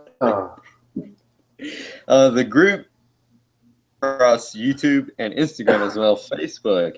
But one of the most bizarre actions of the page took on its Tumblr site. In July of 2016, when Pokemon Go fever was at its peak, Don't Shoot Us created a contest that asks users to travel to sites where police had killed black victims, take over a nearby gym, and station a Pokemon there, named after a police violence victim. Then screenshot it, send it in, and be eligible for Amazon gift cards. Good God! It is a confusing stunt to say the least. CNN says they have no evidence anyone ever actually took part in this contest or whether prizes were ever rewarded. It is not what the point of something like that would be other than to make Black Lives Matter aligned groups to look goofy or insensitive. Now, if you guys remember, we reported that Facebook took money from Russia for Black Lives Matter ads. Mm-hmm.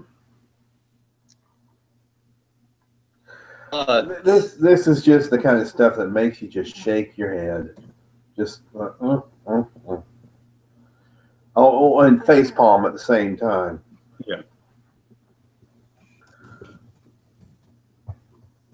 I mean, how stupid can you get? I know. I'm communicating with Amy. I'm getting her Gmail, so I'm going to try and invite her through the email link. I don't know why she couldn't be able. She can't get into Facebook. What's up? Yeah, the link is not working for her for some reason. That's weird. It's the Pokemon Go Russians.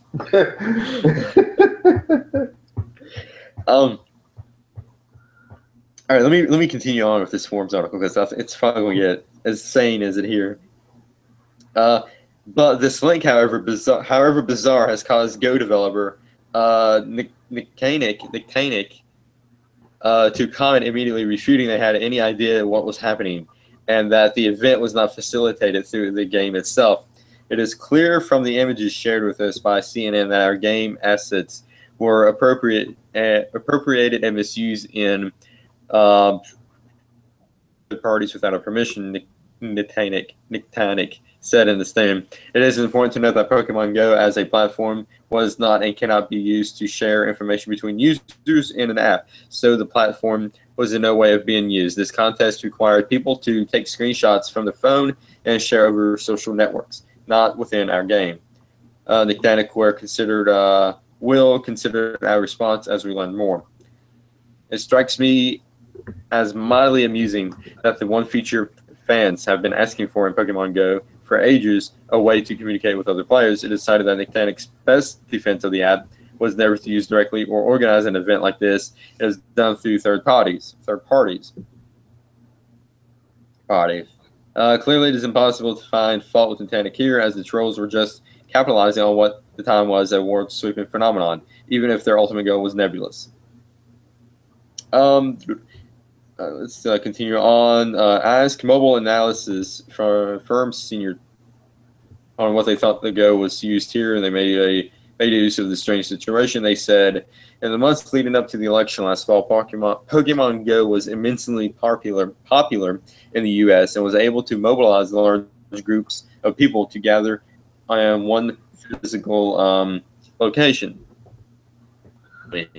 This is what it seems to be happening here. By piggybacking on the game's location-based concept and substantial player base, one could tap into a pool of millions of daily active users at the time and direct them to real-world locations with the promises of some kind of payout. And Pokemon Go players were already using their promises like free lures set up by business owners in order to drive foot traffic to restaurants, shops, and other locations. Not to mention social media was full of screenshots from the players showcasing Pokemon in unusual locations.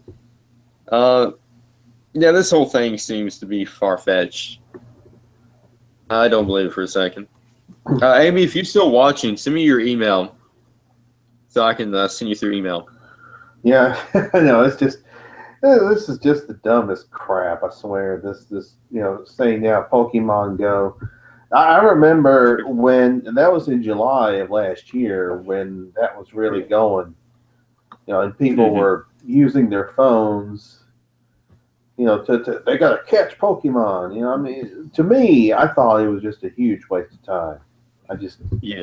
That's all it was.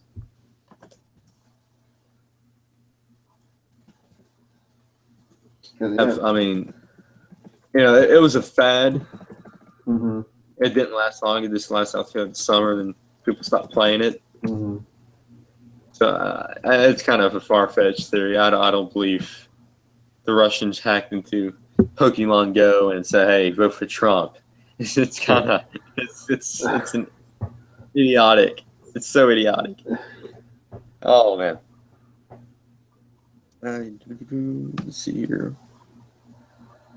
All right. Oh yeah, some more information about the Weissman Schultz A1 IT scandal. Go Hermit, HMERT, says hundreds of potential federal charges here. Mm-hmm. Yeah. Get into gear, Jeff Sessions, and prosecute to the fullest extent. Mm-hmm. I agree with that. And then Trump designates Iran Revolutionary Guard Corps as a terrorist group. Mm-hmm. I'm not surprised. And Sharon said it's insulting that they think that we are so stupid. Yeah, it is. I agree. It absolutely is. Oh, okay. Let me see if we can find Amy's email. And then I'll send her an email.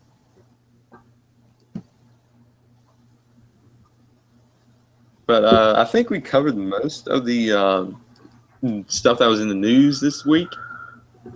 Let's go ahead and get some local news. Henry, you said you got some local news for us. Mm-hmm. Well, usually I do I usually do the Mississippi Weekend. I am going to get to that, but there is a local story for our town up here in Cleveland, Mississippi. Apparently, an ordinary citizen who is black, by the way, and by the way, when I say who is black, I am not trying to inject a racial component into it. I am just How dare you? This is just I feel like I have to point this out. Anyway, he is wanting. He has lobbied the Bolivar County Board of Supervisors to take down the state flag from governmental property within the county. Now, some people have taken the flag down within the city of Cleveland, except for the police department, and also except for Quality Steel, which is right up here on the highway. They have the Mississippi state flag flying. Mm-hmm. And I believe the courthouse also. Yes, the courthouse also has the Mississippi state flag flying.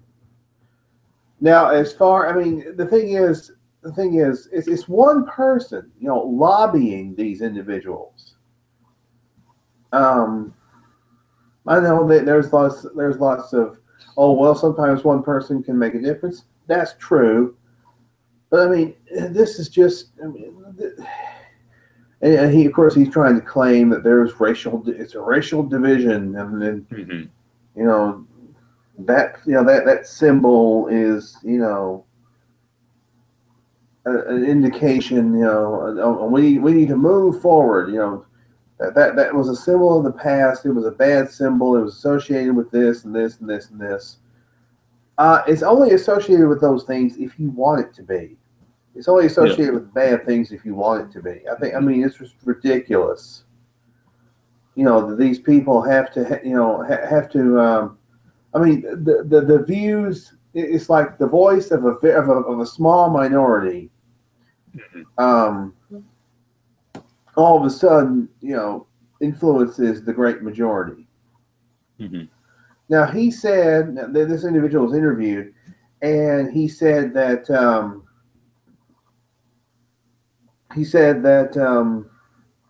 One of the board members, one of the aldermen, seemed to be on board with him. I don't know if the others were, but one of them seemed to be. So, if I guess, but see, the thing is, if only one of those aldermen is on board with this, then he could get voted. He'll get voted down. If the rest of them are okay with keeping the flag flying. Yeah. So, I mean, it seems like there's always this small minority of individuals complaining about something. It is. That something that they don't like. It's like, well, if you don't like it, guess what? Don't go to that business. Don't go to the police department. Don't go to the courthouse. Don't drive by if you don't like what you're seeing. Nobody's forcing you to drive by that courthouse or drive by that business or the police station. Yeah, what's really weird is that that thing's been flying for God knows how long, and now they're just making a big fuss about it. Well, and I think I've explained this before, but I think it bears repeating that. The governor of back in 2001, they made a referendum for the state of Mississippi, and the people decided they wanted to keep the state flag the way it was. I mean, and there's efforts by certain individuals, minority groups. When I say minority, I don't mean about skin color. I mean a small minority is making an outcry, saying we've got to change the state flag. And our current governor, Phil Bryant, wants to keep the referendum going. In other words, he wants to honor the wishes of the people. Which I agree with. I agree with that. We should honor the wishes of the people. Yeah, absolutely. So, we're going to get off that issue, and we're going to get into what's going on in Mississippi this weekend. Of course, today is Friday the 13th. Here's a look at what's happening across the state this weekend. In North Mississippi, head on over to Tupelo for the Chili Fest. Gates will officially open at 5 p.m. on Friday, and $10 lets anyone try all the chili they can stand, lets them vote for the crowd favorite award. Now, this says in Clarksdale, but I think they mean in Cleveland, because Cleveland has the Grammy Museum. In Cleveland, mosey on over to the Grammy Museum for Pop Family Day. Families can check out the current temporary display celebrating the musical legacy of Michael Jackson, and dressed up in Michael Jackson style as everyone celebrates the King of Pop.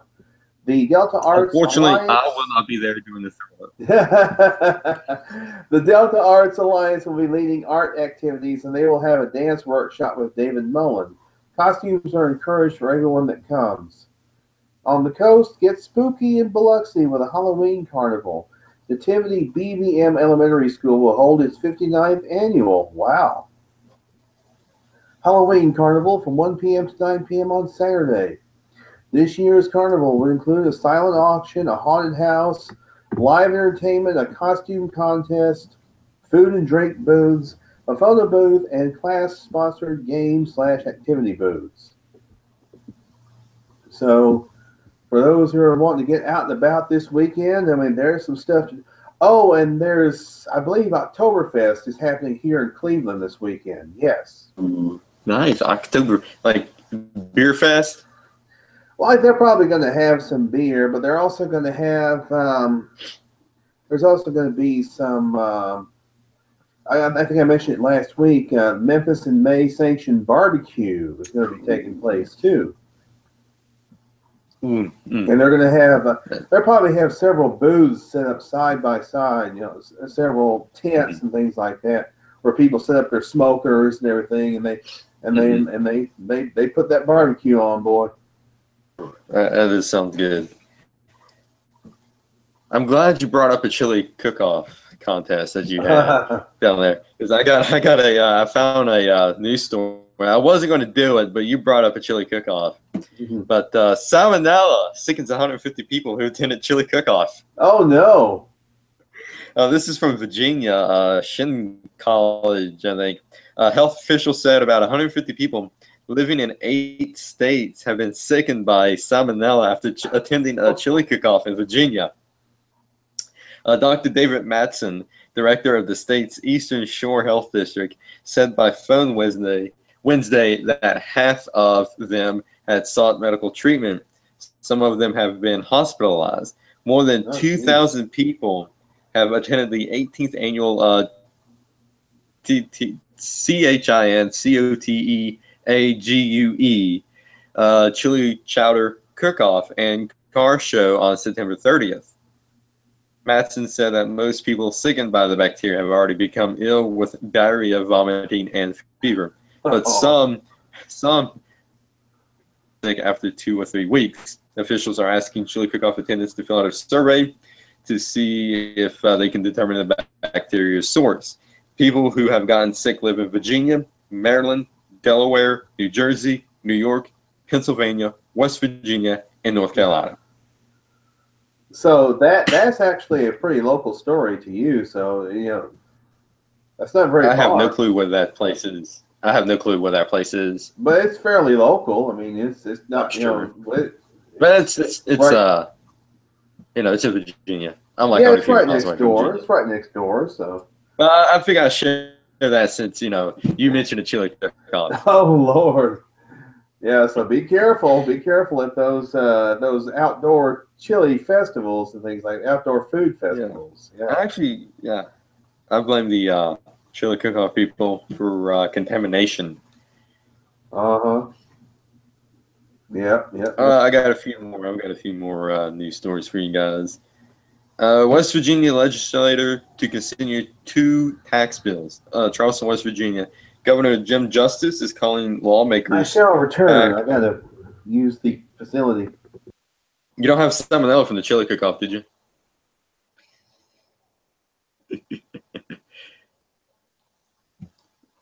All right. Let's see here. Governor Jim Justice is calling lawmakers back to the State House for a special session and pushing them to rewrite the tax state code to exempt military retirees from paying personal income taxes. Let me see if I can get Amy on. She sent me her email. Let's see here. Amy, MICHELE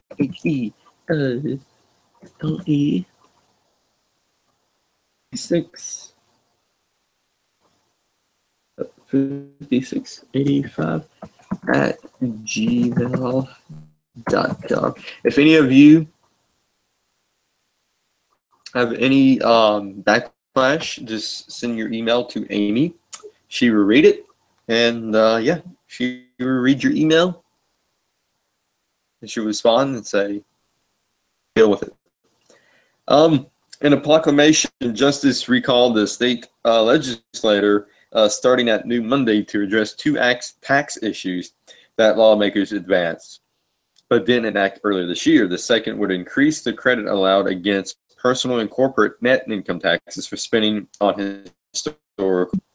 Mike Hall, the governor's chief of staff, says the administration is also working on legislation to address the Department of Transportation hiring policies that may be presented next week. After voters last week approved $1.6 billion in state bonding for road and bridge projects, Justice said they want to streamline state hiring policies to fill the vacancies. Yes, So it sounds good on paper, but we're just going to have to wait and see what the what happens.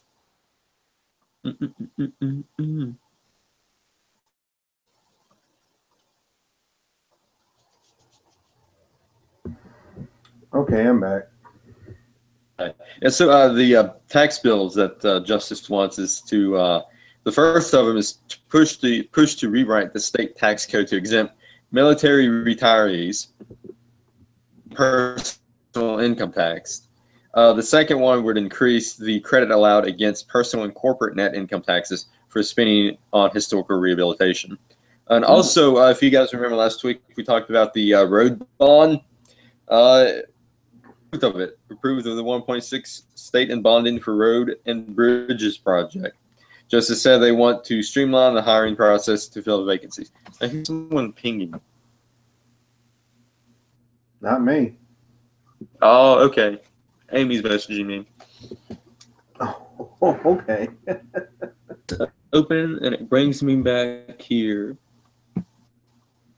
Weird.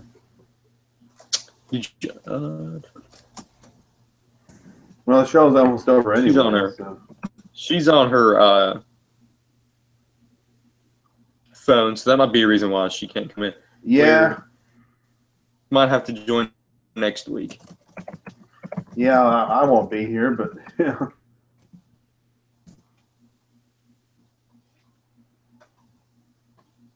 Let me see here. Well, you know what? I mean, if they are, you know, if they're passing a tax bill that'll help military retirees, I think that's a good thing. Yeah, absolutely. I mean, if they don't have to pay, income tax and state income tax, I think that'd be great. And I think that's like one. Well, I think that might have been one of Trump's policy. It was to exempt military people from paying, and I think that's fantastic. Yeah. Amy, that is weird. I thought I had another one, but it's just the same thing. Special session. But all right, I think that's pretty much it. Yeah. That's next week. So it might just be me. They might have to look at my ugly face for an hour and a half. Yeah, but I mean, you probably have some folks watching. Hopefully, so, and by the way, thank you to our viewers for watching us. Really appreciate it, and we appreciate sharing and her comments. Yeah. Oh, very odd. I'll have my laptop next week. Awesome. So it might be me and Amy next week. Yeah. That'd be cool. But yeah, I'm going out of town next week. I'm going to Dallas on Monday. I'm going to be spending some time with some friends. And the Texas State Fair is going to be in town, so we're going to go enjoy a little bit of that. Salmonella, if there's any chili cook-offs.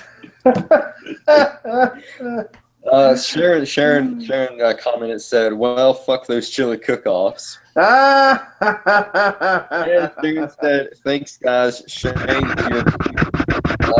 Sharon, hit me up, Sharon.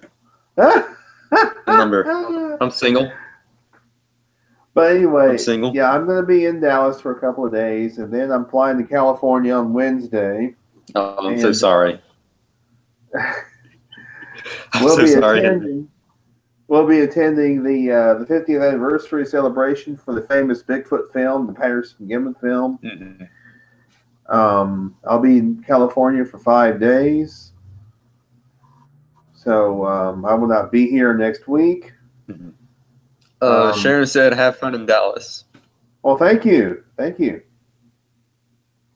Sharon, we need to get you on. I think it'd be great. After all those comments, I mean, I think you'd be great to get on and have some little fun with us. Contact me on Facebook if you're interested on.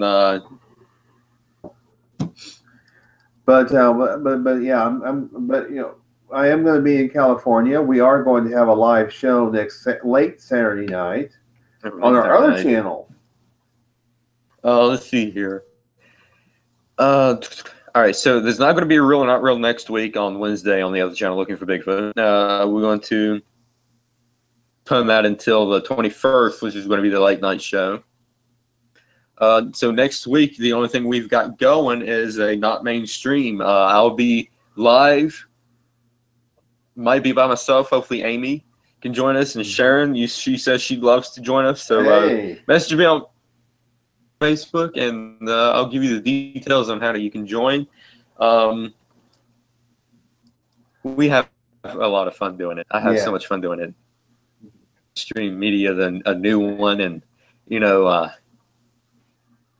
getting Eminem, tearing him a new one. Yeah. No, I had. Wait a minute. I got it back from Eminem's personal care physician. She says that immediately so she can change your diaper. No, I was gonna say I had to step away to take a whiz because my eyeballs were floating. So it wasn't the salmonella in the chili cook-off, was it? No, thankfully. Well, that's the secret ingredient in some of them chili cook-offs. Oh, salmonella. Lord. Oh my God. We got a good secret ingredient right here. Salmonella. Pull salmonella in there. I'll clean you right out. Oh God, yes it will. From both ends. Oh jeez. Oh man. We have some. This is what the show's all about. Having the average person's perspective on what's in the news and giving our opinions on it and having fun along with it. That's what it is. The show is fun. We have so much fun. All the laughs, we enjoy doing it. I love it. I enjoy doing it. Next week, the 20th, is not mainstream.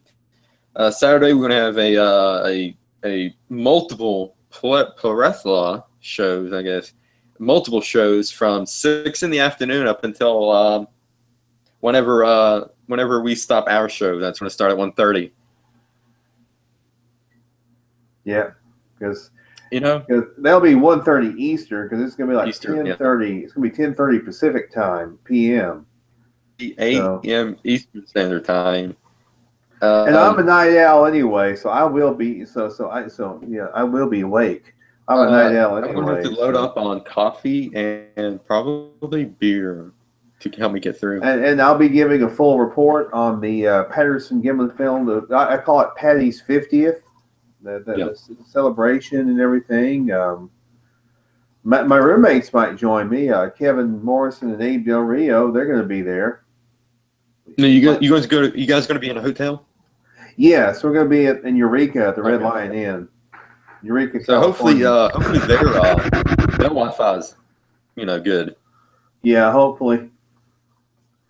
Let's see here. Those that watching, Sharon and Amy, subscribe to the Looking for Bigfoot channel. The description, the links are in the description below. So take a look.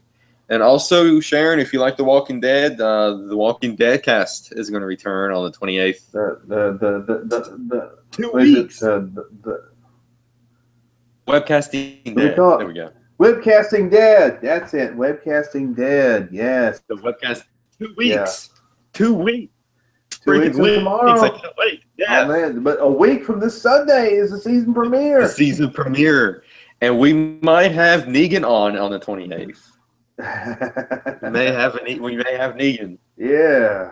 Jeffrey Dean Morgan, contact Jeffrey Dean and hey, can you come on as Negan? Who the hell are you? I don't know you. Oh, by the way, speaking of The Walking Dead, there is a Dish commercial, which I guess you can only see these if you're on Dish. We have Dish, and it features Norman Reedus, and it's a commercial for, it's for the Hopper. Where all your shows don't have to fight for space. Your favorite shows don't have to fight for space. It's pretty cool. It features Norman Reedus as Daryl. Oh, I completely forgot. Robot Chicken did a Walking Dead special this past Sunday. Oh man, I can look for that. I missed that. I remember they said there's going to be a Walking Dead special, and Negan, Jeffrey Dean Morgan as Negan is on there. Oh, I bet that was killer too. I have to look that up and watch that. I bet that was killer. Sharon said I do like The Walking Dead, so yeah, you're going to enjoy the Webcasting Dead. Yeah. It's going to be me, Henry, Amy, and Ellen. It's going to be our. Yep. Yeah, it's on the. It's in the description below. The link. It's called Skinner 1472. I do believe that's the link for the Breaking Bad cast channel that I have. No, that's looking for Bigfoot. Skinner 147 is the link for the Breaking Bad cast channel that I have. And what we do is that we got done talking about Breaking Bad. We did every single season from season 1 up to season 5. And now we're doing the Better Call Saul Good cast. Saul Good cast. We just got done with season 3 of Better Call Saul. Fantastic season. Season 3, we finished. I think that was I think that's the best season so far out of the 3. It was great, yeah. It was great. No spoilers, because Amy still has yet to watch. I believe, let's see, seasons 1 and 2 are on Netflix. I know seasons 1 and 2 are on Netflix, so season 3 won't be on Netflix until season 4 airs. Yeah. Sharon likes Better Call Saul. Oh, sweet, yes. And season 7 of The Walking Dead is on Netflix. Yeah, they just aired that. Yeah, they just put that on there. Yeah. I saw, I think it was the DVD and the Blu-ray at Walmart last week for season 7. So now, and also we heard, I heard that the X-Files are back. So that means the X-Cast is coming back. X-Cast, yes. So as soon as we get a confirmation on the date of the X-Files coming back, the X-Cast will be back. Yeah. Yes, I love it. They actually showed the trailer for the new X-Files, and man, it looks so freaking good. I cannot wait until the X-Files. Did it say when it's going to air? I don't think it did. Let me take a look at it. And you're going to have to link me to the X-Files trailer because I want to see it. Oh man, it is fantastic. Let me go to news. And a lot of people may not know that the X-Files actually did an episode on Bigfoot. It was called The Jersey Devil. It was in the first season.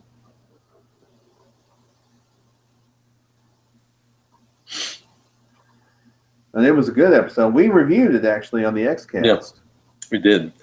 Seeing how the X-Cast is coming back, we might have to do a few more of the older X-Files episodes and discuss them. Yeah. Because it was so cool when we discussed the episode Drive, because that's my favorite episode. Yeah, that was a great episode. They said it's going to be 10 episodes in 2018. Okay. They're going to search for Mulder and Scully's son. Oh, yeah. And those 10 episodes, because it was 6 episodes when they brought it back. Mm-hmm. Yeah, I'm glad they did 10 episodes. I have the DVD of the new season, the newer season. Mm-hmm. There's been a report on IGN that Robert Patrick may be coming back. Oh, yeah, because he was on there. Dodged. Yeah. And my favorite episode from the revival of the X-Files was Mulder and Scully Meet the Weremonster. That was a great one. They said Chris Carter said that he actually wrote him into an episode, but found out that he wasn't going to be available because of Scorpion, so he had to write him out of the episode. But Carter didn't tease the fans by saying that's not to say that you won't see him. See who? Robert Patrick. Oh, right, yeah. I was watching, it was last night or maybe Wednesday, the movie Fire in the Sky. I've seen it before. I've heard of it. That's about the abduction of Travis Walton. You know, he claimed he was abducted by aliens. Mm-hmm. That was about. I'm gonna have to watch that. I think it's a great movie. It's really good. Anderson actually came out and said that she no longer returned to the X-Files after season 11. Do what? Gillian Anderson, Scully. She says she may not return after season 11 of the X-Files. What I'd like to see what happened is to do the 11th season, do 10 episodes, movie with everybody in it. I think that'd be a good way to wrap everything up. Instead of doing a season 12, just do a movie. I'm sure Skinner will be back too. You know, Skinner is Skinner. back. Skinner is back. Yeah, In the Mitch trailer, Pileggi. we see Skinner and the smoking man talking. Oh, that's going to be interesting.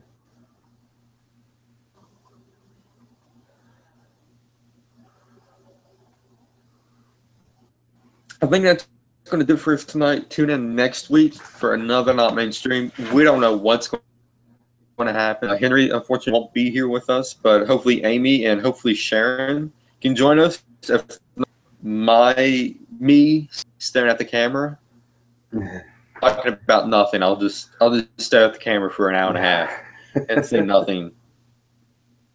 But or I might read from the Clinton's War on Women. I might read from that. If it's just me, I might read a chapter or two.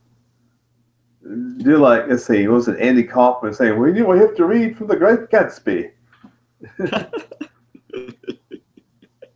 Yeah, I should do that. Get the Great Gatsby and just to read it. But Clinton's War on Women, bookstore near you. I got this at Ollie's. I don't know if there's an Ollie's near your neck of the woods or not, but it's got it for $7. Original price was $28. Saved. Wow. Well, yeah, I'm gonna check out that Half Price bookstore in Dallas. Definitely. You guys might find some more books. You might find some couple of Trump books or anything like that. You're welcome, Sharon. Sharon said, "Thanks, guys. You're welcome, Sharon." We appreciate you joining us, Sharon. Yeah. Thank you. Hopefully, you can join in. Join in along with Amy, and hopefully she can join in. Yeah. As well. If not, I'm just going to stare blankly into the camera. Discuss about nothing. It'll be another episode of Not Mainstream. We have no clue what's going to happen. You know how they always say the most stressful job is president of the United States, and you can tell that by the appearance through those 8. The Trump presidency is actually aging me faster than Trump because it's so much up with. And then on the following night, the 21st, be a show, Mega Bigfoot show with Bigfoot researchers talking about the PG film, talking about Bigfoot and everything from up until about morning 2:30 that morning. Talk about your experience at the conference at the 50th anniversary of the PG film. If you guys don't know what the PG film is, look up Patterson Gimlin film on YouTube and watch it and let us know what you think. About the PG film, check that out on the other YouTube channel. Look for Bigfoot. The channel, BigfootPG50.com. That's the website for the official celebration. All right. And all that's going to be in the description below, including the articles and video that Amy gave me. And on that note, good night, everybody. See you here next week. Yep. And God bless President Donald J. Trump. Yep. Oh, man.